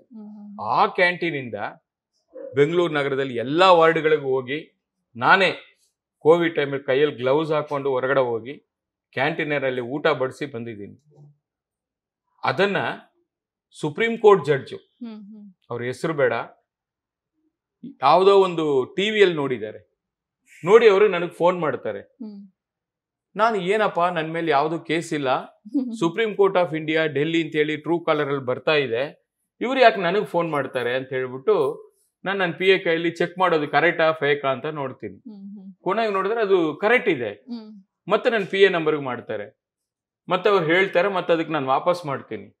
ಅವ್ರು ಫೋನಲ್ಲಿ ಹೇಳ್ತಾರೆ, ಶರವಣ ಸಾಹೇಬ್ರೆ, congratulation, all the very best, ನೀವು ತುಂಬಾ ಒಳ್ಳೆ ಕೆಲಸ ಮಾಡ್ತಾ ಇದ್ದೀರಾ, ನಿಮ್ಮ ಸಾಮಾಜಿಕ ಕಳಕಳೆ ಇದೆ, ನಿಮ್ಮ ಸಮಾಜಮುಖಿ ಕೆಲಸವನ್ನೆಲ್ಲ ಕೂಡ ನಿಮ್ಮ ಸಂದರ್ಶನದಲ್ಲಿ ನಾನು ನೋಡಿದೆ ಯಾವುದೋ ಒಂದು ಯೂಟ್ಯೂಬ್ ಅಲ್ಲಿ, ತುಂಬಾ ಖುಷಿ ಆಯ್ತು. ಜಸ್ಟ್ ನಿಮ್ಗೆ ವಿಶ್ ಮಾಡೋಣ ಅಂತ ಫೋನ್ ಮಾಡಿದೆ, ಬೇರೆ ಏನೂ ಇಲ್ಲ. ಕೀಪ್ ಇಟ್ ಅಪ್, ಡೆಲ್ಲಿಗೆ ಬಂದರೆ ನನ್ನ ಮನೆಗೆ ಬಂದು ಬಿಡಿ, ಭೇಟಿ ಮಾಡಿ ಅಂತ ಹೇಳಿ supreme court judge, sitting judge ಆಯ್ತಲ್ಲ, ಅವ್ರು ನನಗೆ ಫೋನಲ್ಲಿ ವಿಶ್ ಮಾಡ್ತಾರೆ. 3ನೇ ಕಣ್ಣು, ಥರ್ಡ್ ಅಂಪೈರ್ ಅಂತ ಹೇಳ್ತೀವಲ್ಲ, ನಾವು ಏನೇ ಕೆಲಸ ಮಾಡಿದ್ರು ನಮ್ಮನ್ನ ಇನ್ನೊಬ್ರು ಗಮನಿಸ್ತಾರೆ. ನಮ್ಗೇನ್ ಯಾರಿಂದ ಏನ್ ಸರ್ಟಿಫಿಕೇಟ್ ಬೇಕಿಲ್ಲ ಆಯ್ತಲ್ಲ. ಇದು ನಾನು ನಿಮ್ ಜಸ್ಟ್ ಒಂದು ಘಟನೆ ಹೇಳಿದ್ ನಾನು ಅಷ್ಟೇ. ಈ ತರ ಬಹಳಷ್ಟು ಜನ, ಅದು ಶಿಕ್ಷಣಕ್ಕಿರ್ಬೋದು, ಮತ್ತೆ ಆರೋಗ್ಯಕ್ಕಿರ್ಬೋದು, ಎಷ್ಟು ಜನಗಳಿಗೆ ಜೀವವನ್ನ ಕಳ್ಕೊತಾ ಇದೆ. ಜೀವನ ಇಲ್ಲ ಅಂದ್ಮೇಲೆ ಜೀವನ ಇಲ್ಲಿಂದ ಬಂತು? ವೆಂಟಿಲೇಟರ್ ಬೇಕು, ಆಕ್ಸಿಜನ್ ಬೇಕು, ಹಾಸ್ಪಿಟಲ್ ಇಲ್ಲಿ ಏನ್ ಬೆಡ್ ಕೊಡಿಸ್ಬೇಕು, ಎಲ್ಲಾ ತರನು ಮಾಡಿದೀವಿ. ಬಟ್ ನಾವು 20 ವರ್ಷದಿಂದ ಮಾಡ್ಕೊಂಡ್ ಬರ್ತಾ ಇದೀವಿ. ಇದೊಂದು ಘಟನೆ ಕೋವಿಡ್ ಅನ್ನೋದು ಅಷ್ಟೇ, ಅದು COVID-19 ಆಯ್ತಲ್ಲ. ಇವೆಲ್ಲ ಮಾಡಿದೀವಿ ಆಯ್ತಲ್ಲ, ಇಂಥದ್ದು ಇಲ್ಲ ಅಂತಲ್ಲ, ನಾವೆಲ್ಲ ಮಾಡಿದೀವಿ. ರಾಜಕೀಯಕ್ಕೆ ಬಂದಿರೋ ಉದ್ದೇಶನೇ ಅಷ್ಟು. ಇಲ್ಲಿ ಬಿಸ್ನೆಸ್ ಮಾಡ್ತೀವಿ, ಹೊರಗಡೆ ಸೇವೆ ಮಾಡ್ತೀವಿ. ಹೆಂಗೆ ಸರ್ ಅದು ನಿಮ್ಗೆ ಸಾಮಾಜಿಕ ಸೇವೆ ಮಾಡ್ಬೇಕಂತ? ಬಿಕಾಸ್ ಇವಾಗ ಸುಮ್ಮನೆ ಬರೋದಿಲ್ಲ, ಏನಾದ್ರು ಒಂದು ಆಗಿರ್ಬೇಕು, ನಮ್ಗೆ ಪರ್ಸನಲ್ ಎಕ್ಸ್ಪೀರಿಯನ್ಸ್ ಆಗಿರ್ಬೇಕು, ಅಥವಾ ನಾವು ಆ ಥರದ್ದು ಒಂದು ಟ್ರಾಮಾದಲ್ಲಿ ನಾವು ಹೋಗಿರ್ತೀವಿ. ಸೊ ಅದರಿಂದ ನಮ್ಗೆ ಕಲ್ತ್ಕೊಂಡು ನಮ್ಮಂತೆ ಬೇರೆಯವ್ರಿಗೆ ಆಗ್ಬಾರ್ದು ಅನ್ನೋಂಥ ಒಂದು ಇಂಟೆನ್ಷನ್ ಇಟ್ಕೊಂಡು ಕೆಲವೊಂದಿಷ್ಟು ಜನ ಸಾಮಾಜಿಕ ಸೋಷಿಯಲ್ ವರ್ಕ್ ಅನ್ನ ಮಾಡ್ತಾರೆ. ಸೊ ನಿಮ್ಗೆ ಏನಕ್ಕೆ ಆ ಥರದ್ದೊಂದು ಬಂತು ಅಂತ? ನಾನು ಅದೇ ಹೇಳಿದ್ನಲ್ಲ, 25 ವರ್ಷ ಹಿಂದೆ ಒಂದು ಸಣ್ಣ ಘಟನೆ, ನನಗೆ ಕಹಿ ಘಟನೆ ಆಯ್ತು. ಅದರಿಂದ ರಾಜಕೀಯಕ್ಕೆ ಬರಬೇಕು ಅಂತ ಹೇಳಿ ಆಮೇಲೆ ನಾನು ಮತ್ತೆ ನಮ್ಮ ದೇವೇಗೌಡ ಸಾಹೇಬ್ರ ಕುಟುಂಬ ಸದಸ್ಯರು ನನ್ನ ಗ್ರಾಹಕರಾದರು. ಸಾಯಿಗೋಲ್ಡ್ ಗ್ರಾಹಕರವರು, ಅವರ ಒಡನಾಟ ನನಗಿತ್ತು. ಸೊ ಅದಕ್ಕೋಸ್ಕರ ಅವರ ಜೊತೆಯಲ್ಲಿ ಒಂದಷ್ಟು ನಾನು ಪ್ರವಾಸ ಮಾಡಿದ್ದೀನಿ. ಮಾಡಿದಾಗ ಅವರು ಈ ಬಡವರಿಗೋಸ್ಕರ ಮಾಡಿರತಕ್ಕಂಥ ಕೆಲಸಗಳು, ಯಾರೇ ಬರಲಿ ಗೌರವದಿಂದ ನೋಡಿ, ಅವ್ರಿಗೆ ಏನ್ ಬೇಕು ಅಂತ ಕೇಳಿ ಕುಣಿಸಿ ಮಾತಾಡಿ ಅವ್ರಿಗೆ ಹೆಲ್ಪ್ ಮಾಡ್ತಾ ಇದ್ರಲ್ಲ, ಅದನ್ನೆಲ್ಲ ಕೂಡ ನಾನು ಬಹಳ ಹತ್ತಿರದಿಂದ ನೋಡಿದ್ದೀನಿ. ಅದಕ್ಕೋಸ್ಕರ ಸರಿ ನಾವು ಕೂಡ ರಾಜಕೀಯಕ್ಕೆ ಬಂದ್ರೆ ಇಂಥ ಕೆಲಸಗಳು ಮಾಡ್ಬೋದೇನೋ ಅಂತ ಹೇಳಿ ಅನ್ಕೊಂಡು ಅವ್ರ ಜೊತೆಲಿ ಒಡನಾಟ ಇಟ್ಕೊಂಡು ಹೀಗೆ ನನ್ನ ರಾಜಕೀಯ ಜರ್ನಿಯನ್ನ ಪ್ರಾರಂಭ ಮಾಡಿ, ಅಧಿಕಾರ ಬಂದ್ರೆ ಒಂದು ಪಕ್ಷ, ಅಧಿಕಾರ ಇಲ್ಲಾಂದ್ರೆ ಇನ್ನೊಂದು ಪಕ್ಷ ಅನ್ನೋದು ಯಾವತ್ತೂ ನಾನು ಕಂಡಿಲ್ಲ. ಯಾಕೆಂದ್ರೆ ಇಲ್ಲಿ ಯಾವುದು ಎಥಿಕ್ಸ್ ಇಲ್ಲ ರಾಜಕೀಯದಲ್ಲಿ. ನಾವು ನೋಡ್ತಾ ಇದೀವಿ, ಒಂದು ಪಕ್ಷದಲ್ಲಿ ಇದ್ಮೇಲೆ ಅದಕ್ಕೆ ಭದ್ರಾಗಿರ್ಬೇಕು. ಈ ಯಾವಾಗ ಚೇಂಜ್ ಆಗ್ತಾರಲ್ಲ, ಜಂಪಿಂಗ್ ರಾಜಗಳಿರ್ತಾರೆ, ಅವೆಲ್ಲ ನನಗೆ ಇಷ್ಟ ಆಗಲ್ಲ. ಇವಾಗ ಜೆಡಿಎಸ್ ಎಷ್ಟೊಂದ್ ಜನ ಹೋಗ್ಬಿಟ್ರು ಬಿಟ್ಬಿಟ್ಟು, ಬಟ್ ನೀವ್ ಯಾವಾಗ ಅದು ಒಂಥರ ಪ್ರೊಡಕ್ಷನ್ ಫ್ಯಾಕ್ಟರಿ ಇದ್ದಂಗೆ. ಜೆಡಿಎಸ್ ಹೌದು, ಬರ್ತಾರೆ, ಕಲ್ತ್ಕೋತಾರೆ, ಇನ್ನೊಂದ್ ಕಡೆ ಹೋಗಿ ಸೇರ್ಕೋತಾರೆ. ಇದು ಆಗ್ಬಾರ್ದು. ಯಾಕೆಂದ್ರೆ ಪಕ್ಷ ಅನ್ನೋದು ಕೂಡ ತಾಯಿ ಇದ್ದಂಗೆ. ನಾವು ಯಾರು ಅನ್ನ ಕೊಡ್ತಾರೋ, ಅದು ಯಾವ್ದೇ ಮಾಲೀಕರಿರ್ಲಿ, ಯಾವ್ದೇ ಸಂಸ್ಥೆ ಇರ್ಲಿ, ಯಾವ್ದೇ ಕಂಪನಿ ಇರ್ಲಿ, ಯಾವ್ದೇ ಪಕ್ಷ ಇರ್ಲಿ, ಅದು ಒಂಥರ ತಾಯಿ ಇದ್ದಂಗೆ. ತಾಯಿಗೂ ದ್ರೋಹ ಬಯಸುವಂತ ಕೆಲಸ ಯಾರು ಮಾಡಬಾರ್ದು. ಆಯ್ತಲ್ಲ, ಅದನ್ನ ನಾವು ನೋಡಿದೀವಿ. ಅದು ಆಗ್ಬಾರ್ದು ಅನ್ನೋದು ನನ್ನ ಉದ್ದೇಶ. ಅದರಿಂದ ನಾವು ರಾಜಕೀಯಕ್ಕೆ ಬಂದಿದೀವಿ. ಇವತ್ತು ವಿಧಾನಸೌಧ ಅನ್ನೋದು ದೇಗುಲ. ಆ ದೇಗುಲದಲ್ಲಿ ಬರೀ 300 ಜನ ಶಾಸಕರು ಇರ್ತಾರೆ. ಅವ್ರಿಗೆ ಮಾತ್ರ ಅವಕಾಶ ಅಲ್ಲಿ ಸೇವೆ ಮಾಡ್ಲಿಕ್ಕೆ. ನಿಮ್ಮ ಹತ್ರ 1000 ಕೋಟಿ ಇದ್ರೆ ನೀವು ಒಳಗೆ ಹೋಗಕ್ಕಾಗಲ್ಲ. ಅಸೆಂಬ್ಲಿಗೆ ಹೋಗಕ್ಕಾಗುತ್ತಾ? ಅಲ್ಲಿ ಹೋಗಿ ನೀವು ಡಿಬೇಟ್ ಮಾಡಕ್ಕಾಗುತ್ತಾ? ಜನಗಳ ಸಮಸ್ಯೆ ಬಗ್ಗೆ ನೀವು ಚಕಾರ ಎತ್ತಕ್ಕಾಗುತ್ತಾ? ಸಾಧ್ಯನೇ ಇಲ್ಲ. ಅದೆಲ್ಲ ನೋಡಿದೀವಿ. ಅಲ್ಲಿ ಹೋಗಿ ಜನರ ಸಮಸ್ಯೆಗಳನ್ನ ಧ್ವನಿ ಎತ್ತಲಿಕ್ಕೆ ಒಂದು ದೇಗುಲ, ಯಾವ್ದೋ ವೇದಿಕೆ ಇದ್ರೆ ಅದು ವಿಧಾನಸೌಧ. ಅದಕ್ಕೋಸ್ಕರ ನಾವು ಅಲ್ಲೆಲ್ಲ ಕೆಲಸ ಮಾಡಿ ಇವತ್ತು ಒಂದಷ್ಟು ಬಡವರಿಗೋಸ್ಕರ ಕಾರ್ಯಕ್ರಮ ತರೋದಾಗ್ಲಿ, ನಮ್ಮ ಪಕ್ಷದ ವರಿಷ್ಠರು ಏನ್ ಮಾಡ್ಕೊಟ್ಟಿದ್ದಾರೆ. ಇವತ್ತು ಫ್ಲೋರ್ ಡೆಪ್ಟಿ ಲೀಡರ್ ಆಗಿ ಕೆಲಸ ಮಾಡ್ತಾ ಇದ್ದೀನಿ. ಜೊತೆಗೆ ಸರ್ಕಾರಿ ಭರವಸೆ ಸಮಿತಿಯ ಅಧ್ಯಕ್ಷನಾಗಿದ್ದೀನಿ. ಪ್ರತಿ ವಾರ ರಿವ್ಯೂ ಮೀಟಿಂಗ್ ಮಾಡ್ತೀನಿ. 36 ಇಲಾಖೆಗಳು ನನಗೆ ಬರುತ್ತೆ. ಆ ಎಲ್ಲ ಇಲಾಖೆ ಅಧಿಕಾರಿಗಳು, IAS ಅಧಿಕಾರಿಗಳು, ಎಲ್ಲ ಉನ್ನತ ಅಧಿಕಾರಿಗಳು ಬರ್ತಾರೆ. ಯಾವ ಸಮಸ್ಯೆಗಳು ಪೆಂಡಿಂಗ್ ಇದೆ ಅದನ್ನೆಲ್ಲ ಕೂಡ ಇಂಪ್ಲಿಮೆಂಟ್ ಮಾಡೋಕ್ಕೆ ನನ್ನ ಕಮಿಟಿಯಿಂದ ಸಂಪೂರ್ಣವಾಗಿ ನಾನು ಕೆಲಸ ಮಾಡಲಿಕ್ಕೆ ಎಲ್ಲ ಕೂಡ ನಾನು ಸಹಕಾರ ಕೊಟ್ಟು ಒಂದಿಷ್ಟು ಅವಕಾಶ ಮಾಡಿಕೊಟ್ಟಿರತಕ್ಕಂಥ ನನ್ನ ವರಿಷ್ಠರು ಸನ್ಮಾನ್ಯ ದೇವೇಗೌಡರಾಗಲಿ, ನಮ್ಮ ನಾಯಕರು ಸನ್ಮಾನ್ಯ ಕುಮಾರಸ್ವಾಮಿ ಅವರಾಗಲಿ, ಈ ಸಂದರ್ಭದಲ್ಲಿ ನಮ್ಮ ಪಕ್ಷದ ಎಲ್ಲರಿಗೂ ಮುಖಂಡರುಗಳಿಗೆ ನಾನು ಧನ್ಯವಾದ ಅರ್ಪಿಸಲೇಬೇಕು. ಧನ್ಯವಾದ ಹೇಳ್ತೀನಿ, ಇಲ್ಲ ಅಂತಲ್ಲ. ಯಾಕೆಂದ್ರೆ ಅವ್ರು ನನ್ನ ರಾಜಕೀಯ ಗುರು. ಹಿಂದೆ ಗುರು ಇದ್ದರೆ, ಮುಂದೆ ಗುರಿ ಇದ್ದರೆ ಯಾವುದು ಅಸಾಧ್ಯ? ಯಾವುದು ಅಸಾಧ್ಯ ಅಲ್ಲ, ಎಲ್ಲವೂ ಸಾಧ್ಯ ಅನ್ನೋದನ್ನ ಕಂಡಿದ್ದೀವಿ. ಒಂದು ಸಕ್ಸಸ್ಫುಲ್ ಬಿಸ್ನೆಸ್ ಮ್ಯಾನ್ ಆಗ್ಬೇಕು, ಇನ್ನೊಂದು ಒಳ್ಳೆ ರಾಜಕಾರಣಿ ಆಗ್ಬೇಕು. ಎರಡೂ ಆಗಿದ್ದೀನಿ, ಖುಷಿ ಇದೆ, ಅಷ್ಟೇ ಸಾಕು. ದೇವೇಗೌಡ ಅವರ ನೆಚ್ಚಿನ ಶಿಷ್ಯ ನೀವು. ನಿಮ್ಮಿಬ್ರ ಮಧ್ಯ ಹಂಗೆ ಅಷ್ಟು ಡೀಪ್ ಆಗಿ ಒಡನಾಟ ಹೇಗ್ ಬೆಳ್ಕೊಳ್ತು ಅಂತ? ಬಿಕಾಸ್ ನಾವು ನೋಡ್ತಾ ಹೋದ್ರೆ ನೀವು ಪ್ರತಿಯೊಂದು ಹೆಜ್ಜೆಲು ದೇವೇಗೌಡರ ಹಿಂದೆ ಇದ್ದೀರಾ. ಏನೇ ಆದ್ರೂ ಕೂಡ ಆ ಕುಟುಂಬನ ಬಿಟ್ಕೊಡೋದಿಲ್ಲ ನೀವು. ಸೊ ಅಂತ ಒಡನಾಟ ಬೆಳೆಯೋದಕ್ಕೆ ಏನ್ ಕಾರಣ ಇರ್ಬೋದು ಅಂತ? ಅಲ್ಲ, ನನ್ನನ್ನ ಬಹಳ ಜನ ದೂರದಿಂದ ನೋಡೋರು ದತ್ತು ಪುತ್ರ ಅಂತಾರೆ. ಆಯ್ತು, ಅವರು 93 ವರ್ಷ. ಇವತ್ತು ಕೂಡ ಡೆಲ್ಲಿಗೆ ಹೋಗಿ ಲೋಕಸಭಾ ರಾಜ್ಯಸಭಾದಲ್ಲಿ ಡಿಬೇಟ್ ಮಾಡ್ತಾರೆ. ನನ್ನ ರೈತನಿಗೆ ಅನ್ಯಾಯ ಆಗಿದೆ, ಇಲ್ಲಿ ನೀರಾವರಿ ಯೋಜನೆ ನಮ್ಮ ರಾಜ್ಯಕ್ಕೆ ತೊಂದರೆ ಆಗ್ತಾ ಇದೆ, ನನ್ನ ರಾಜ್ಯದ ಕನ್ನಡಿಗರಿಗೆ ತೊಂದರೆ ಆಗ್ತಾ ಇದೆ ಅಂತ ಹೇಳಿ ಇವತ್ತು ಡಿಬೇಟ್ ಮಾಡ್ತಾರೆ. ಆ ಬದ್ಧತೆ ಯಾವ ರಾಜಕಾರಣಿಗಿದೆ ಹೇಳಿ ನೋಡೋಣ. ಒಬ್ಬ ಈ ರಾಜ್ಯದಲ್ಲಿ ಕಳಂಕರಹಿತ ರಾಜಕಾರಣಿ ಯಾರ ಒಬ್ರು ಇದ್ರೆ ಅದು ಸನ್ಮಾನ್ಯ ದೇವೇಗೌಡರು ಅಂತೇಳಿ ನಾನು ಎದೆ ತಟ್ಟಿ ಹೇಳ್ಕೋಬೇಕು. ಯಾಕಂದ್ರೆ ಬಹಳ ಹತ್ತಿರದಿಂದ ನಾನು ನೋಡಿದ್ದೀನಿ.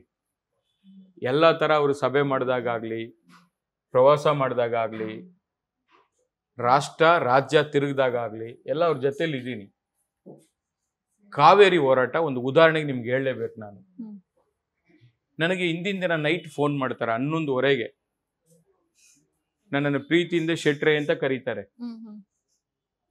ಬೆಳಿಗ್ಗೆ 7 ಗಂಟೆಗೆ ವಿಧಾನಸೌಧ ಗಾಂಧಿ ಪ್ರತಿಮೆ ಮುಂದೆ ನಾವು ಉಪವಾಸ ಸತ್ಯಾಗ್ರಹ ಮಾಡಬೇಕು, ನೀನ್ ಬರಬೇಕು ನನ್ನ ಜೊತೆಗೆ, ಮನೆಗೆ ಬಂದ್ಬಿಡು ಅಂತಾರೆ. ನಾನು ಆವಾಗ ಅವ್ರಿಗೆ 85 ವರ್ಷ ಇರಬೇಕು. ಒಂದು 8 ವರ್ಷ ಹಿಂದೆ, 2015 ಅನ್ಸುತ್ತೆ. ಏನ್ ಸರ್ ನೀವು ಉಪವಾಸ ಸತ್ಯಾಗ್ರಹ ಅಂತೀರಾ, ಕಾವೇರಿ ಹೋರಾಟ ಅಂತೀರಿ, ಹೆಂಗೆ ಇದು? ಈ ವಯಸ್ಸಲ್ಲಿ ನಿಮ್ಗೆ ಡಾಕ್ಟರ್ ಅಕ್ಸೆಪ್ಟ್ ಮಾಡಲ್ಲ, ಮೆಡಿಕಲಿ ತೊಂದರೆ ಆಗುತ್ತೆ, ಬಿಡಿ ಸರ್ ಅಂದೆ. ನೀನ್ ಬಾರಪ್ಪ ನೀನು ಅಂದ್ಬಿಟ್ರು. ಸರಿ ಅಂತೇಳಿ ಬೆಳಿಗ್ಗೆ ಹೋದೆ. ಬಿಡಿ, ಹೆಂಗಿದ್ರು ಮನೆ ಬಿಡ್ತಾ ಇದ್ದೀರಿ, ಒಂದಷ್ಟು ಏನಾದ್ರು ಎಳ್ನೀರು ಕುಡ್ಕೊಂಬಿಡಿ, ಈಗ ಒಂಚೂರು ಏನೋ ತಿಂಡಿ ಗಿಂಡಿ ಮಾಡ್ಕೊಂಬಿಡಿ, ಆಮೇಲೆ ಅಲ್ಲಿ ಹೋದ್ಮೇಲೆ ಬೇಕಾದ್ರೆ ಪ್ರಾರಂಭ ಮಾಡಿ ಅಂತ ಹೇಳಿದ್ರೆ ಇಲ್ಲ ಅಂತ ನನಗ್ ಬೈದ್ರು. ನಾನು ಆ ತರ ಕೆಲಸ ಎಲ್ಲ ಮಾಡಲ್ಲ, ನಾನು ಡಿಸಿಷನ್ ತಗೊಂಡಿರೋದು, ನನ್ನ ಡಿಸಿಷನ್ಗೆ ನಾನು ಬದ್ಧನಾಗಿರ್ತೀನಿ. ಯಾವುದೇ ಕಾರಣಕ್ಕೂ ಚೇಂಜ್ ಆಗಲ್ಲ.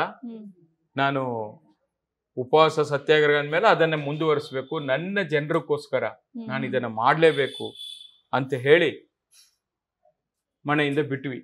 ಅವ್ರು ಕೇಳಲಿಲ್ಲ. ನನಗೆ ಭಯ ಬಂದ್ಬಿಡ್ತು, ಏನಪ್ಪಾ ಹೆಂಗಾಗುತ್ತೋ ಏನೋ, ಫುಲ್ ಡೇ ಏನಾದ್ರು ಇದಕ್ಕೆ ಏನಾದ್ರು ಸ್ಪಂದನೆ ಸಿಕ್ಕಿಲ್ಲ ಅಂದ್ರೆ, ಡೆಲ್ಲಿಯಿಂದ ಪ್ರಧಾನಮಂತ್ರಿಗಳು ಫೋನ್ ಮಾಡಿಲ್ಲ ಅಂದ್ರೆ ಕಷ್ಟ ಆಗ್ಬಿಡುತ್ತಲ್ಲ.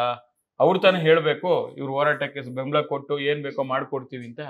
ಅವ್ರು ಮಾಡಿರತಕ್ಕಂಥ ನಮ್ಮ ರಾಜ್ಯಕ್ಕೆ ಅನ್ಯಾಯ ಆಗಿದೆ ಅಂತ ಆಯ್ತಲ್ಲ. ಸೊ ಅದನ್ನ ಇಟ್ಕೊಂಡು ಏನ್ ಮಾಡೋದು ಅಂತ ಹೇಳಿ, ಇಲ್ಲಿ ಕಾರಂಜಿ ಆಂಜನೇಯ ಸ್ವಾಮಿ ಟೆಂಪಲ್ ಇದೆ, ಇಲ್ಲೇ ಗಾಂಧಿ ಬಜಾರಲ್ಲೇ ಇದೆ. ಅಲ್ಲಿಗೆ ಹೋಗಿ ಅವ್ರನ್ನ ಕರ್ಕೊಂಡು ಹೋಗ್ಬಿಟ್ಟೆ. ನೀವು ಬನ್ನಿ ಸರ್ ಒಂದ್ ನಿಮಿಷ ದೇವ್ರ ನಮಸ್ಕಾರ ಮಾಡಿ ಹೋಗೋಣ ಅಂತೇಳಿ. ಅಲ್ಲಿಗೆ ಹೋಗಿ ದೇವ್ರ ನಮಸ್ಕಾರ ಮಾಡಿ ಅವ್ರ ಕೈಲ ಒಂದು ಈಡ್ಗಾಯಿನ ಹೊಡಿಸ್ಬಿಟ್ಟೆ.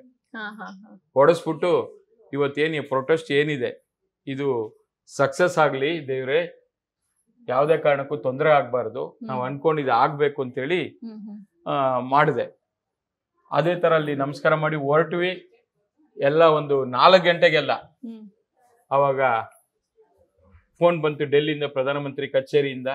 ಅವತ್ತು ಅನಂತ್ ಕುಮಾರ್ ಅವರು ಇಲ್ಲಿದ್ರು, ಸೆಂಟ್ರಲ್ ಮಿನಿಸ್ಟ್ರು ಅವರು. ಮತ್ತೆ ಇಲ್ಲಿ ಲೋಕಲ್ ಅಲ್ಲಿ ರಾಜ್ಯದಲ್ಲಿ ಸಿದ್ದರಾಮಯ್ಯನವರು ಚೀಫ್ ಮಿನಿಸ್ಟ್ರು, ಅವರು ಬಂದ್ರು. ಅನಂತ್ ಕುಮಾರ್ ಅವರು ಬಂದ್ರು. ನಿಮ್ಮ ಬೇಡಿಕೆಲ್ಲ ಈಡೇರ್ತೀವಿ, ಯಾವುದೇ ಕಾರಣಕ್ಕೂ ನೀವು ಮುಂದುವರಿಸಬಾರ್ದು, ನಿಮ್ಮ ವಯಸ್ಸಿನ ದೃಷ್ಟಿಯಿಂದ ನೀವು ಇದನ್ನ ಈಗ ವಿಡ್ರಾ ಮಾಡ್ಲೇಬೇಕು ಅಂತ ಹೇಳಿ ತುಂಬಾ ಒತ್ತಾಯ ಮಾಡಿ ಅವ್ರ ಕೈಯಿಂದನೇ ಎಳ್ನೀರು ಕುಡಿಸಿ ಇವರ ಒಂದು ಹೋರಾಟಕ್ಕೆ ಫುಲ್ಫಿಲ್ಲು ಆಯಿತು, ಬೇಡಿಕೆ ಈಡೇರ್ತು. ನಾನು ಯಾಕಿದು ಹೇಳಿದ್ನಂದ್ರೆ, ಅವರ ಒಂದು ಬದ್ಧತೆ, ಒಂದು ಕಮಿಟ್ಮೆಂಟ್, ಒಂದು ಕನ್ಸರ್ನ್ ಎಷ್ಟು ಮಾತ್ರ ಇರುತ್ತೆ ಅನ್ನೋದನ್ನ ನಾನು ಹೇಳ್ತಾ ಇದ್ದೀನಿ. ಅದಕ್ಕೋಸ್ಕರ ಅವ್ರನ್ನ ನಾವು ಹಚ್ಕೊಂಡಿದೀವಿ.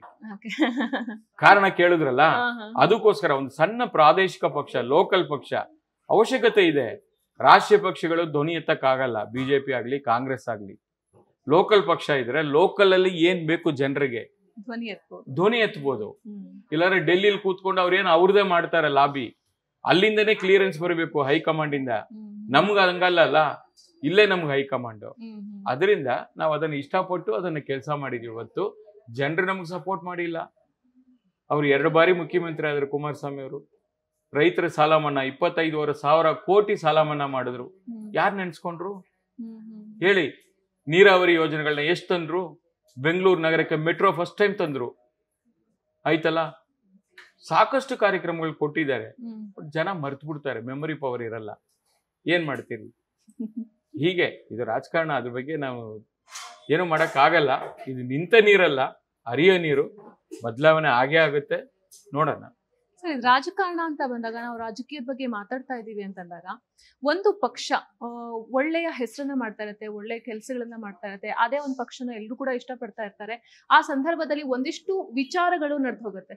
ಈ ತರ ನಡೆದಾಗ ಆ ಪಕ್ಷದ ಮೇಲೆ ಬೆರಳು ತೋರಿಸೋದು, ಬೆಟ್ ಮಾಡುವಂತಹ ಒಂದಿಷ್ಟು ಪರಿಸ್ಥಿತಿಗಳು ಕೂಡ ಉದ್ಭವ ಆಗ್ಬಿಡುತ್ತೆ. ಇದೆಲ್ಲ ನೋಡ್ತಾ ಹೋದ್ರೆ ಎಲ್ಲೋ ಒಂದ್ ಕಡೆ JDS ಪಕ್ಷಕ್ಕೆ ಒಂದು ಅಸ್ತಿತ್ವ ಕಡಿಮೆ ಆಗ್ತಾ ಇದೆಯಾ? ಮುಂದಿನ ದಿನದಲ್ಲಿ ಭವಿಷ್ಯ ಹೋಗುತ್ತಾ ಅಂತ ಒಂದಿಷ್ಟು ಪ್ರಶ್ನೆಗಳು ಉದ್ಭವ ಆಗುತ್ತೆ.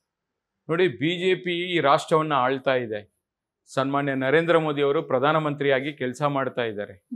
ಅವರು ಖಾಲಿ 2 ಸಂಸದರಿದ್ರು, ನಿಮ್ಗೆ ಗೊತ್ತಿರ್ಬೋದು. ಬಿಜೆಪಿ ಅವರು 2 MP ಗಳಿದ್ರು. 2 MP ಇರತಕ್ಕಂಥವ್ರು ಇವತ್ತು 275 ಸೀಟನ್ನು ಪಡೆದು ಅಲೈನ್ಸ್ ಜೊತೆಯಲ್ಲಿ ಇವತ್ತು ಅವರ 15 ವರ್ಷ ಅಂದ್ರೆ 3 ಟರ್ಮ್ಗೆ ಇವತ್ತು ಪ್ರಧಾನಮಂತ್ರಿಯಾಗಿ ಮುಂದುವರಿಸ್ತಾ ಇಲ್ವಾ? ಅದನ್ನ ನಾನು ಹೇಳಿದೆ. ರಾಜಕೀಯದಲ್ಲಿ ಹೀಗೆ ಆಗ್ಬಿಡುತ್ತಂತನೂ ಹೇಳಕ್ಕಾಗಲ್ಲ, ಏನು ಆಗೋದೇ ಇಲ್ಲ ಅಂತಾನೂ ಹೇಳಕ್ಕಾಗಲ್ಲ. ಏನ್ ಬೇಕಾದ್ರೆ ಆಗ್ಬೋದು, ಆಯ್ತಲ್ಲ. ಬದಲಾವಣೆ ಬಯಸೋದು ಈ ಜಗತ್ತಿನ ನಿಯಮ. ಜನ ಬದಲಾವಣೆನ ಕೇಳ್ತಾರೆ. ಅದು ಮುಂದಿನ ದಿನಗಳಲ್ಲಿ ಆಗುತ್ತೆ. ಮತ್ತೊಮ್ಮೆ ನಮ್ಮ ಪಕ್ಷ ಅಧಿಕಾರಕ್ಕೆ ಬರುತ್ತೆ ಅನ್ನೋ ವಿಶ್ವಾಸ ನನಗಿದೆ.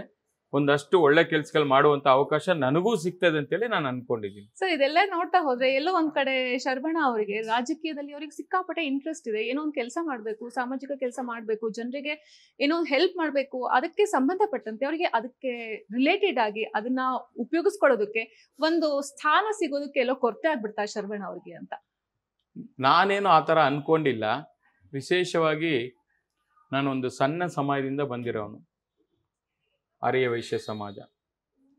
ಆ ಸಣ್ಣ ಸಮಾಜ ರಾಜಕೀಯವಾಗಿ ಅವರಿಗೆ ಅವೇರ್ನೆಸ್ ಇರಲಿಲ್ಲ, ಇಚ್ಛಾಶಕ್ತಿ ಇಲ್ಲ.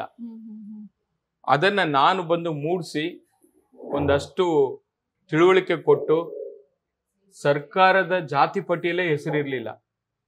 ಅದನ್ನು ಕೂಡ ಸೇರಿಸಿ ಒಂದು ಆರ್ಯ ವೈಶ್ಯ ಡೆವಲಪ್ಮೆಂಟ್ ಕಾರ್ಪೊರೇಷನ್ ತಂದೆ. ಸರ್ಕಾರ ಮಟ್ಟದಲ್ಲಿ ಒಂದು 10 ಕೋಟಿ ರೂಪಾಯಿ ಬಡ್ಜೆಟ್ ಅಲ್ಲಿ ಘೋಷಣೆ ಮಾಡಿಸಿ, ಅವಾಗ ಕುಮಾರಸ್ವಾಮಿ ಮುಖ್ಯಮಂತ್ರಿ ಇದ್ರು, ಘೋಷಣೆ ಮಾಡಿಸಿ ಆ ನಿಗಮವನ್ನ ಅನುಷ್ಠಾನಕ್ಕೆ ತಂದು ಲೋಕಾರ್ಪಣೆನೂ ಮಾಡಿದೆ. ಬಡವರಿಗೋಸ್ಕರ ಇವತ್ತು 10 ಕೋಟಿ ರೂಪಾಯಿ ಸಾಲ ಕೊಡೋದು, ವರ್ಷಕ್ಕೆ 4%, ಅವ್ರಿಗೆ ಬೇರೆ ತರ ಎಲ್ಲ ಹೆಲ್ಪ್ ಆಗ್ತಾ ಇದೆ.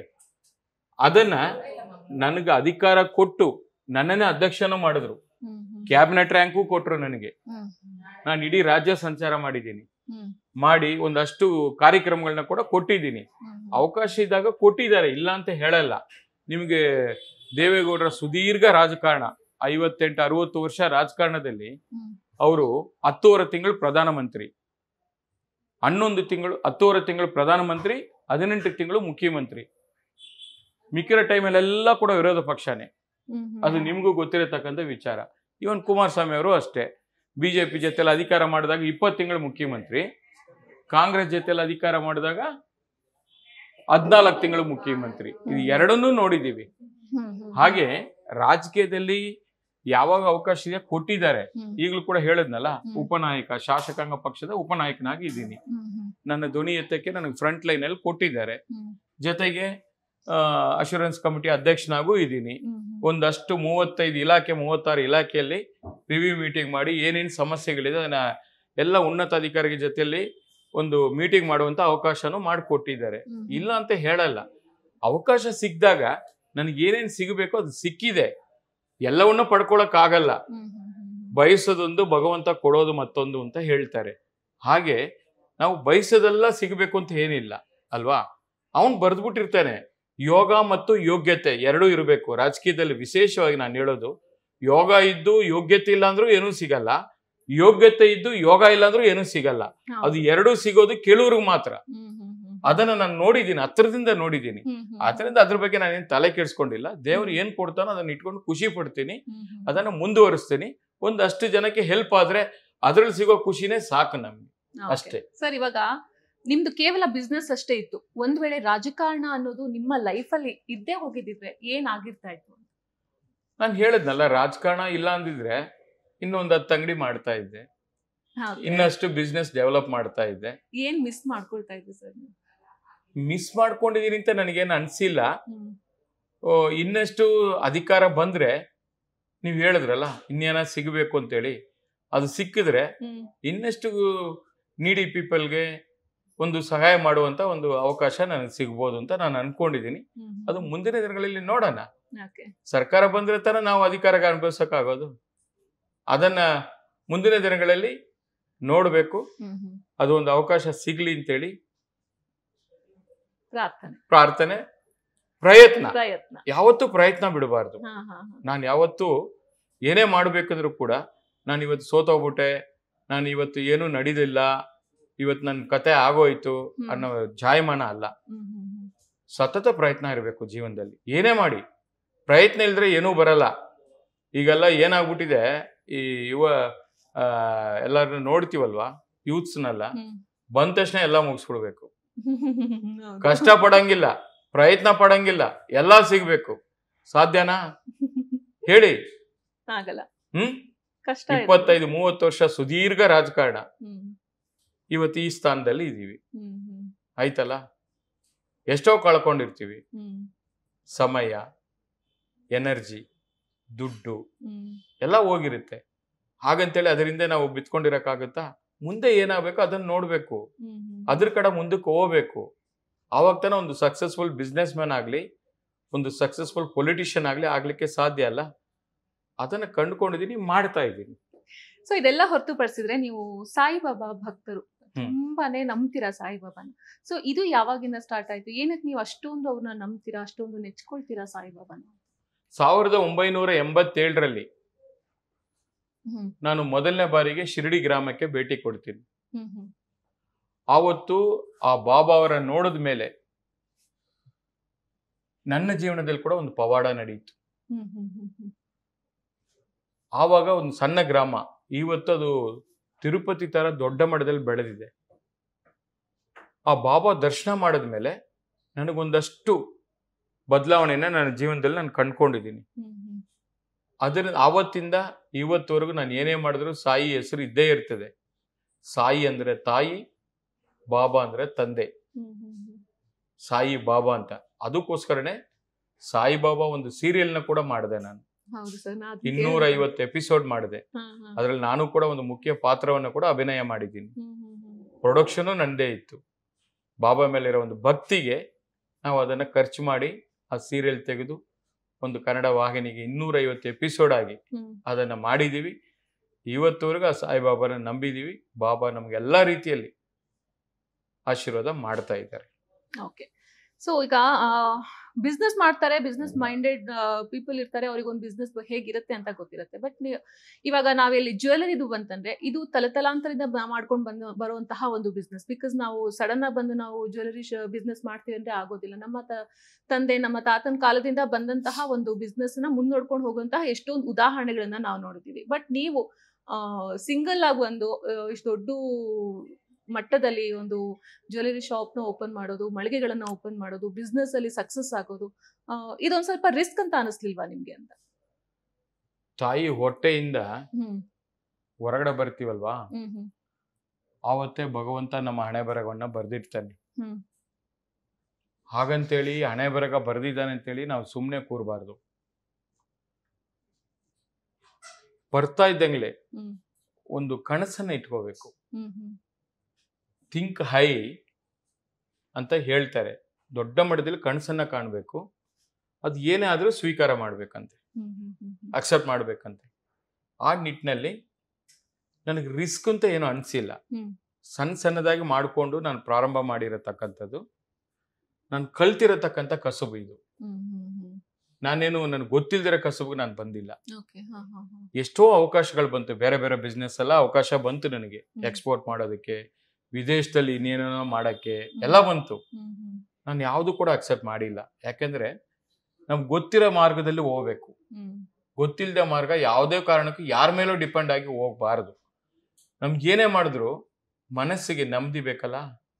ಆನೆ ಸಿಗಬೇಕು ಅಂತಾರೆ. ಆನೆ ಅಂದ್ರೆ ಏನು? ಆ ಫಾರ್ ಆರೋಗ್ಯ, ನೇ ಫಾರ್ ನೆಮ್ಮದಿ. ಆನೆ ಸಿಗಬೇಕು ಅಂತಾರೆ.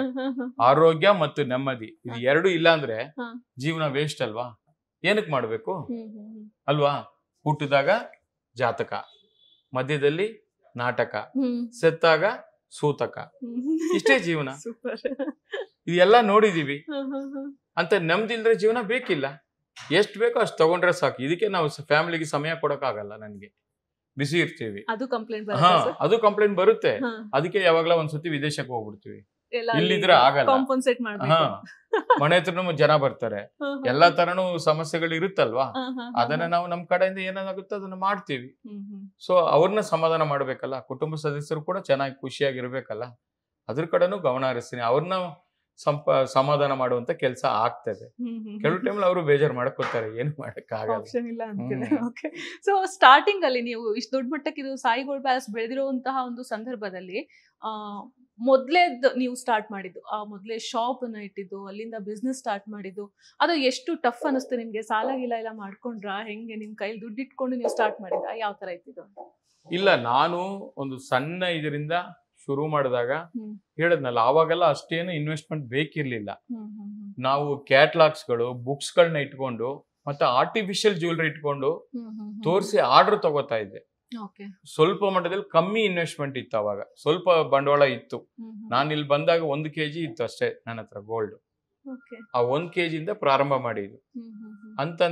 ಹಂತವಾಗಿ ಮಾಡ್ಕೊಂಡು ಬಂದು ಆಮೇಲೆ ಬ್ಯಾಂಕ್ ಓಡಿ ತಗೊಂಡು ಲೋನ್ ತಗೊಂಡು ಅದನ್ನ ದೊಡ್ಡ ಮಟ್ಟದಲ್ಲಿ ಬೆಳಿಲಿಕ್ಕೆ ಎಲ್ಲಾ ತರ ಕೂಡ ನನಗೆ ಸಮಯ ಮತ್ತು ಗ್ರಾಹಕರು, ಭಗವಂತನ ಆಶೀರ್ವಾದ ಎಲ್ಲ ಕೂಡು ಬಂತು. ಅದರಿಂದ ಇಷ್ಟು ಮಾಡ್ಲಿಕ್ಕೆ ಸಾಧ್ಯ. ಯಾಕಂದ್ರೆ I am not Born with gold spoon.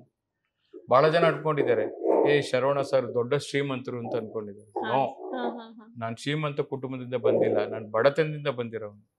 ಅದರಿಂದ ನಾನು ಇಷ್ಟು ಮಾತ್ರ ಮಾಡ್ಕೊಂಡು ಹೋಗ್ತಾ ಇದ್ದೀನಿ, ಎಲ್ಲ ಅರ್ಥ ಬಂದಿದ್ದೀನಿ. ಓಕೆ, ಸೊ ಈಗ ಸಾಯಿ ಗೋಲ್ಡ್ ಪ್ಯಾಲೇಸ್ ಇಂದು ಮಳಿಗೆಗಳನ್ನ ಇವಾಗ ಮಲ್ಲೇಶ್ವರಂ ಅಲ್ಲಿ ನೀವು ಓಪನ್ ಮಾಡಿದ್ದೀರಾ ಹೊಸದಾಗಿ. ಬಟ್ ಇದಾದ್ಮೇಲೆ ಮುಂದಿನ ದಿನಗಳಲ್ಲಿ ಏನೆಲ್ಲ, ಭವಿಷ್ಯದಲ್ಲಿ ಏನೆಲ್ಲ ಯೋಜನೆಗಳನ್ನ ನೀವು ರೂಪಿಸ್ಬೇಕು ಅಂತ ಅನ್ಕೊಳ್ತಾ ಇದ್ದೀರಾ? ನೋಡಿ, ನಿಮ್ಗೆ ಒಂದನ್ನ ಹೇಳ್ಬಿಡ್ತೀನಿ. ನಾವು ಸಾಯಿ ಗೋಲ್ಡ್ ಪ್ಯಾಲೇಸ್ ಬ್ರಾಂಚಸ್ ಮಾಡೋದ್ರಿಂದ ಒಂದು ಗ್ರಾಹಕರ ಸೇವೆ, ಗ್ರಾಹಕರಿಗೆ ಬೆಂಗಳೂರಿನ ಎಲ್ಲಾ ಭಾಗದಲ್ಲೂ ಕೂಡ ಅವ್ರಿಗೆ ಏನ್ ಬೇಕೋ ಅದನ್ನ ಕೊಡಬೇಕು ಅನ್ನೋದು ಉದ್ದೇಶ. ಎರಡನೇದು, ಒಂದು ಬ್ರಾಂಚ್ ಮಾಡಿದ್ರೆ ಒಂದು 75 ಜನ ಎಂಪ್ಲಾಯೀಸ್ಗೆ ಕೆಲಸ ಕೊಡ್ಬೋದು, ಉದ್ಯೋಗ ಕೊಡ್ಬೋದು. 75 × 4 300 ಜನ ಊಟ ಮಾಡ್ತಾರೆ, ಅದು ಒಂದು ಅವಕಾಶ ಸಿಗ್ತದೆ. ಮೂರನೇದಾಗಿ, ಈ ದೇಶದ ಈ ರಾಜ್ಯದ ಒಂದು ಡೆವಲಪ್ಮೆಂಟ್ಗೆ ನಾವು ಕಟ್ಟುವಂಥ ಟ್ಯಾಕ್ಸ್ಗಳು, ಅದು GST ಇರ್ಬೋದು, ಪ್ರೊಫೆಷನಲ್ ಟ್ಯಾಕ್ಸ್ ಇರ್ಬೋದು, ಬೇರೆ ಬೇರೆ ರೀತಿಯಲ್ಲಿ ಇನ್ಕಮ್ ಟ್ಯಾಕ್ಸ್ ಇರ್ಬೋದು, ಎಲ್ಲಾನು ಕೂಡ ಒಂದಷ್ಟು ಟ್ಯಾಕ್ಸ್ಗಳು, ಕೇಂದ್ರದ ಸರ್ಕಾರದ ಟ್ಯಾಕ್ಸ್ ಇರ್ಬೋದು, ರಾಜ್ಯ ಸರ್ಕಾರದ ಟ್ಯಾಕ್ಸ್ ಇರ್ಬೋದು, ಒಂದಷ್ಟು ಟ್ಯಾಕ್ಸ್ಗಳು ನಾವು ಕೊಡ್ತೀವಲ್ಲ, ಅದು ಮತ್ತೆ ಏನಾಗುತ್ತೆ, ಡೆವಲಪ್ಮೆಂಟಿಗೆ ಮತ್ತೆ ವಾಪಸ್ ಬರುತ್ತೆ, ಅದಕ್ಕೂ ಉಪಯೋಗ ಆಗುತ್ತೆ. ಇದು ಎಲ್ಲವನ್ನ ಮನಸ್ಸಲ್ಲಿ ಇಟ್ಕೊಂಡು ಅಟ್ಲೀಸ್ಟ್ ವರ್ಷಕ್ಕೋ 2 ವರ್ಷಕ್ಕೋ ಒಂದು ಬ್ರಾಂಚ್ ಮಾಡಬೇಕು ಅಂತೇಳಿ ಒಂದು ಸಂಕಲ್ಪ ಇಟ್ಕೊಂಡು ಮುಂದುವರಿಸ್ತಾ ಇದ್ದೀನಿ. ಅದಕ್ಕೆ ಎಲ್ಲಾ ರೀತಿಯಲ್ಲಿ ಸಹಕಾರ ಸಿಗ್ತಾ ಇದೆ. ಓಕೆ, ಸೊ ಇದೆಲ್ಲ ನೋಡ್ತಾ ಹೋದ್ರೆ ನೀವು ಬ್ರಾಂಚ್ ಮಾಡ್ಬೇಕಂತಂದ್ರೆ ನಿಮ್ಗೂ ಪ್ರಾಫಿಟ್ ಅಲ್ಲಿ ಬಂದಿರಬೇಕು. ಈ ಕಡೆ ಬಂಗಾರ ಅಥವಾ ಬೆಳ್ಳಿನ ಖರೀದಿ ಮಾಡ್ಬೇಕಂದ್ರೆ ಜನಗಳಿಗೂ ಕೂಡ ದುಡ್ಡು ಬೇಕಾಗಿರುತ್ತೆ. ಸೊ ಒಂದು ಮನುಷ್ಯನ ಲೈಫಲ್ಲಿ, ಜೀವನದಲ್ಲಿ ದುಡ್ಡು ಅನ್ನೋದು ಎಷ್ಟು ಮುಖ್ಯ ಆಗತ್ತೆ ಸರ್? ದುಡ್ಡು ಅನ್ನೋದು ಒಂದು ಲೆವೆಲ್ಗಷ್ಟೇ. ಹಾಗಂತೇಳಿ ನೀವು ದುಡ್ಡು ಕೊಟ್ರೆ ಊಟ ಮಾಡ್ತೀರಾ? ಇಲ್ಲ. ನಿಮ್ಗೆ ಏನ್ ಕೊಡ್ಬೇಕು ಅದು ಕೊಟ್ರೆ ಊಟ ಮಾಡ್ತೀರಾ ಅಲ್ವಾ? ಒಂದು ನೇಮು ಫೇಮು ಒಂದು ಲೆವೆಲ್ಗೆ, ಅದಾದ್ಮೇಲೆ ನಾವು ಏನ್ ಮಾಡ್ಬೇಕು ಅದನ್ನೇ ಮಾಡ್ಬೇಕು. ಹಾಗಂತೇಳಿ ದುಡ್ಡು ಇದ್ದ ತಕ್ಷಣ ಎಲ್ಲ ಮುಗಿದೋಗಿತ್ತು ಅಂತ ನಾನು ಹೇಳಲ್ಲ. ಅಧಿಕಾರ, ಅಂತಸ್ತು, ಆರೋಗ್ಯ, ಅಕ್ಷರ ಎಲ್ಲ ಬೇಕು. ಕೆಲವ್ರಿಗೆ ಗ್ಲಾಮರ್ ಇರುತ್ತೆ, ಗ್ರಾಮರ್ ಇರಲ್ಲ. ಆಯ್ತಲ್ಲ, ಗ್ಲಾಮರ್ ಇದ್ರೆ ಸಾಲದು, ಗ್ರಾಮರೂ ಬೇಕು. ಆ ಗ್ರಾಮರ್ ಇಲ್ಲ ಅಂದಮೇಲೆ ನೀವು ಜೀವನ ನಡೆಸೋಕೆ ಕಷ್ಟ ಆಗ್ಬಿಡ್ತದೆ. ಅದರಿಂದ ಎರಡೂ ಬೇಕು. ನನ್ನ ಉದ್ದೇಶ ಇಷ್ಟೇ. ಇವತ್ತು ಬೆಂಗಳೂರು ನಗರದಲ್ಲಿ ಅಜ್ಜಿಯರಿಲ್ಲದ ಮನೆಯಿಲ್ಲ, ಗೆಜ್ಜೆ ಇಲ್ಲದ ಕುಣಿತವಿಲ್ಲ, ಮಜ್ಜಿಗೆ ಇಲ್ಲದ ಊಟವಿಲ್ಲ, ಶ್ರೀ ಸಾಯಿ ಗೋಲ್ಡ್ ಪ್ಯಾಲೇಸ್ ಇಲ್ಲದ ಯಾವುದೇ ಭಾಗ ಇಲ್ಲ ಬೆಂಗಳೂರು ಅಂತ ಬರಬೇಕು. ಆ ತರ ಎಲ್ಲ ಮೂಲೆ ಮೂಲೆಗೂ ನಮ್ಮ ಸಾಯಿ ಗೋಲ್ಡ್ ಪ್ಯಾಲೇಸ್ ಬ್ರಾಂಚ್ ಇರಬೇಕು. ನಮ್ಮ ಪ್ರಾಡಕ್ಟ್ಸ್ ಏನಿದೆ, ನಮ್ಮ ಜ್ಯುವೆಲ್ರೀಸ್ ಏನಿದೆ, ಎಲ್ಲರ ಮನೆಗೆ ಕೈಗೆಟುಕೋ ದರದಲ್ಲಿ ಸಿಗಬೇಕು. ಇದನ್ನ ಇಟ್ಕೊಂಡು ನನ್ನ ಕೆಲಸವನ್ನ ನಾನು ಮುಂದುವರಿಸ್ತೇನೆ. ಸೊ ಈಗ ಸಮಾಜದಲ್ಲಿ ಎಲ್ಲರೂ ಕೂಡ ಇದ್ದೋರು ಇರೋದಿಲ್ಲ ಅಲ್ವಾ? ನೀವು ಮುಂಚೆ ಹೇಳಿದ್ರೆ ಸಾಮಾಜಿಕ ಕಾರ್ಯಗಳನ್ನ ನೀವು ಮಾಡ್ತಾ ಇರೋದ್ರಿಂದ ನಾನು ಕೇಳ್ತಾ ಇದ್ದೀನಿ. ಎಷ್ಟೊಂದು ಜನ ಮಕ್ಕಳುಗಳಿಗೆ ಶಿಕ್ಷಣ ಸಿಗೋದಿಲ್ಲ, ಮತ್ತೆ ಎಷ್ಟೊಂದು ಜನ ಹಸುಕೊಂಡಿರ್ತಾರೆ ಜನಗಳು. ಹಾಗೆ ಎಷ್ಟೊಂದು ಜನ ಏನೋ ಒಂದು ಕನಸು ಇಟ್ಕೊಂಡಿರ್ತಾರೆ, ಅವರಿಗೆ ದುಡ್ಡು ಇರೋದಿಲ್ಲ ಅಂತ ಒಂದು ಕನಸನ್ನ ನನಸು ಮಾಡ್ಕೊಳ್ಳೋಕೆ ಸಾಧ್ಯ ಆಗ್ತಾ ಇರೋದಿಲ್ಲ. ಸೊ ಇದನ್ನೆಲ್ಲ ನೋಡ್ತಾ ಹೋದ್ರೆ ನಮ್ಮ ಸಮಾಜದಲ್ಲಿ ಏನು ಒಂದು ಬದಲಾವಣೆ ಆಗ್ಬೇಕು ಅಂತ ಅನ್ಸುತ್ತೆ ಸರ್? ಸಮಾಜದಲ್ಲಿ ಬದಲಾವಣೆ ಮಾಡ್ಬೇಕಂದ್ರೆ ದುಡಿಯ ಕೈಗಳಿಗೆ ಕೆಲಸ ಕೊಡಬೇಕು. ಈಗ ನೀವು ಏನೇ ಭಾಗ್ಯ ತನ್ನಿ, ಅದು ಕ್ಷಣಿಕ, ಶಾಶ್ವತ ಅಲ್ಲ. ಆಯ್ತಲ್ಲ, ನೀವು ಏನೇ ಕೊಟ್ಟರು ಕೂಡ ಅದಕ್ಕೆ ಅಷ್ಟು ಬೆಲೆ ಬರಲ್ಲ. ಈಗ ನಾನು ನಿಮ್ಗೆ ಹೇಳಿದೆ, ಉದಾಹರಣೆಗೆ ಒಂದು ಕ್ಯಾಂಟೀನ್ ಮಾಡಿದ್ದೀನಿ ಅಂತ, ನೀವು ಫ್ರೀ ಊಟ ಕೊಟ್ರೆ ಜನ ಅಕ್ಸೆಪ್ಟ್ ಮಾಡಲ್ಲ, ಅದಕ್ಕೂ ಬೆಲೆನೂ ಇರಲ್ಲ. ಯಾವತ್ತೋ ಒಂದಿನ 2 ದಿನ ಓಕೆ. ಇದೇ ಕಡಿಮೆ ದರದಲ್ಲಿ ಕ್ವಾಲಿಟಿ ಫುಡ್ ಕೊಟ್ಟಾಗ, ಹೈಜೆನಿಕ್ ಕೊಟ್ಟಾಗ ಎಲ್ಲರೂ ಇಷ್ಟಪಡ್ತಾರೆ. ಹಾಗೆ ಎಂಪ್ಲಾಯ್ಮೆಂಟ್ಸ್ನೇ ಕ್ರಿಯೇಟ್ ಮಾಡಬೇಕು. ಅಲ್ಲೆಲ್ಲೇ ಜಿಲ್ಲೆಗಳಲ್ಲೇ, ಈಗ ರಾಜ್ಯಕ್ಕೆ ಯಾಕೆ ಬರ್ತಾರೆ, ಬೆಂಗಳೂರಿಗೆ ಯಾಕೆ ಬರ್ತಾರೆ? ಬೀದರು, ರಾಯಚೂರು, ಗುಲ್ಬರ್ಗ, ಕೊಪ್ಪಳ, ಶಿವಮೊಗ್ಗ ಯಾಕೆ ಬರ್ತಾರೆ? ಅಲ್ಲಿಂದ ಅಲ್ಲೇ ಜಿಲ್ಲೆಗಳಲ್ಲೇ ನೀವು ಎಲ್ಲ ಫೆಸಿಲಿಟಿ ಮಾಡಿಕೊಟ್ಬಿಡಿ. ಲೋಕಲ್ಲಿ ಅಲ್ಲಿ ಫ್ಯಾಕ್ಟ್ರಿಗಳನ್ನ ದೊಡ್ಡದು ಮಾಡಿ, ಇಂಡಸ್ಟ್ರಿಗಳನ್ನ ದೊಡ್ಡದು ಮಾಡಿ, ಒಳ್ಳೆ ಕ್ವಾಲಿಟಿ ಎಜುಕೇಶನ್ ಕೊಡಿ. ಅಲ್ಲಿ ಕ್ವಾಲಿಟಿ ಮಲ್ಟಿನೇ ಫೆಸಿಲಿಟಿ ಇರತಕ್ಕಂಥ ಹಾಸ್ಪಿಟಲ್ಗಳನ್ನ ಮಾಡಿ. ಇದೆಲ್ಲ ಮಾಡಿದಾಗ ಜನ ಅಲ್ಲಲ್ಲೇ ಉಳ್ಕೋತಾರೆ. ಇಲ್ಲಿ ಸಂಚಾರ ಆಗಲಿ, ಬೆಂಗಳೂರು ನಗರದಲ್ಲಿ ಬೇರೆ ಬೇರೆ ಇದಕ್ಕಾಗಲಿ ಎಲ್ಲಿ ತೊಂದರೆ ಆಗಲ್ಲ. ಮತ್ತೆ ಎಂಪ್ಲಾಯ್ಮೆಂಟ್ಸ್ ಕೊಡಿ, ಅದಕ್ಕೆ ಸೃಷ್ಟಿ ಮಾಡಬೇಕು. ಅದ್ರ ಕಡೆ ಯಾವುದೇ ಸರ್ಕಾರಗಳಾಗಲಿ ಅದ್ರ ಕಡೆ ಗಮನ ಹರಿಸ್ಬೇಕು. ಆವಾಗ ಒಳ್ಳೆ ಸಮಾಜ ಕಟ್ಟಲಿಕ್ಕೆ ಸಾಧ್ಯವಾಗುತ್ತೆ. ಇಲ್ಲಾಂದ್ರೆ ನೀವು ಎಷ್ಟು ಮಾಡಿದ್ರೆ ಅದು ವ್ಯರ್ಥನೇ ಆಗುತ್ತೆ. ನೀರು ಫ್ರೀ ಕೊಡ್ತೀನಿ, ಕರೆಂಟ್ ಫ್ರೀ ಕೊಡ್ತೀನಿ, ಇನ್ನೇನೋ ಫ್ರೀ ಕೊಡ್ತೀನಿ ಅಂದರೆ ಏನೂ ಪ್ರಯೋಜನ ಇಲ್ಲ. ಕೆಲಸ ಕೊಡಿ, ಒಳ್ಳೆ ಸಂಬಳ ಕೊಡಿ, ಕ್ವಾಲಿಟಿ ಎಜುಕೇಶನ್ ಕೊಡಿ, ಕ್ವಾಲಿಟಿ ಮೆಡಿಕಲಿ ಹೆಲ್ತ್ ಕೊಡಿ.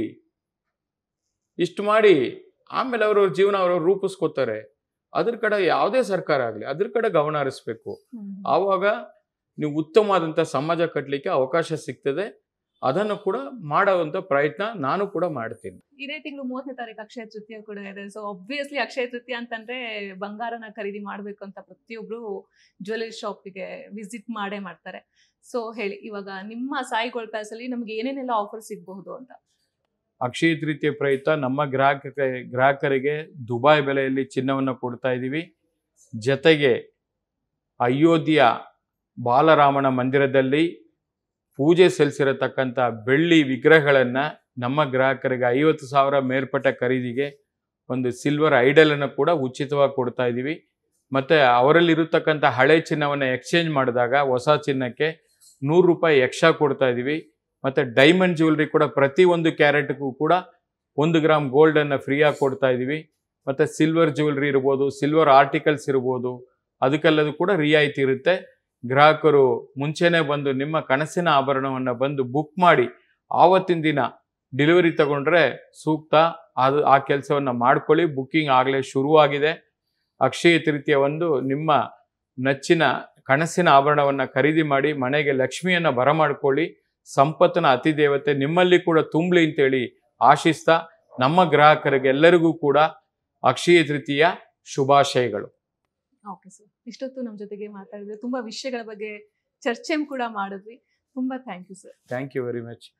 ವಿಶ್ವವಾಣಿಯ ಸಮಸ್ತ ಸಿಬ್ಬಂದಿ ವರ್ಗದವರು, ಮಾಲೀಕರು ಎಲ್ರಿಗೂ ಕೂಡ ನಮ್ಮಂಥ ಸಣ್ಣ ಜನನ ಕರೆಸಿ ಇಷ್ಟೊತ್ತು ನಮಗೆ ಒಂದು ನಮ್ಮ ಭಾವನೆಗಳನ್ನು ಹಂಚ್ಕೊಳ್ಳೋಕೆ ಒಂದು ಅವಕಾಶ ಮಾಡಿಕೊಟ್ಟಿದ್ದೀರಿ. ನಿಮಗೂ ಕೂಡ ಈ ಸಂದರ್ಭದಲ್ಲಿ ಅನಂತ ಧನ್ಯವಾದಗಳನ್ನ ಅರ್ಪಿಸ್ತಾ ಇದ್ದೀನಿ. ನಮಸ್ಕಾರ.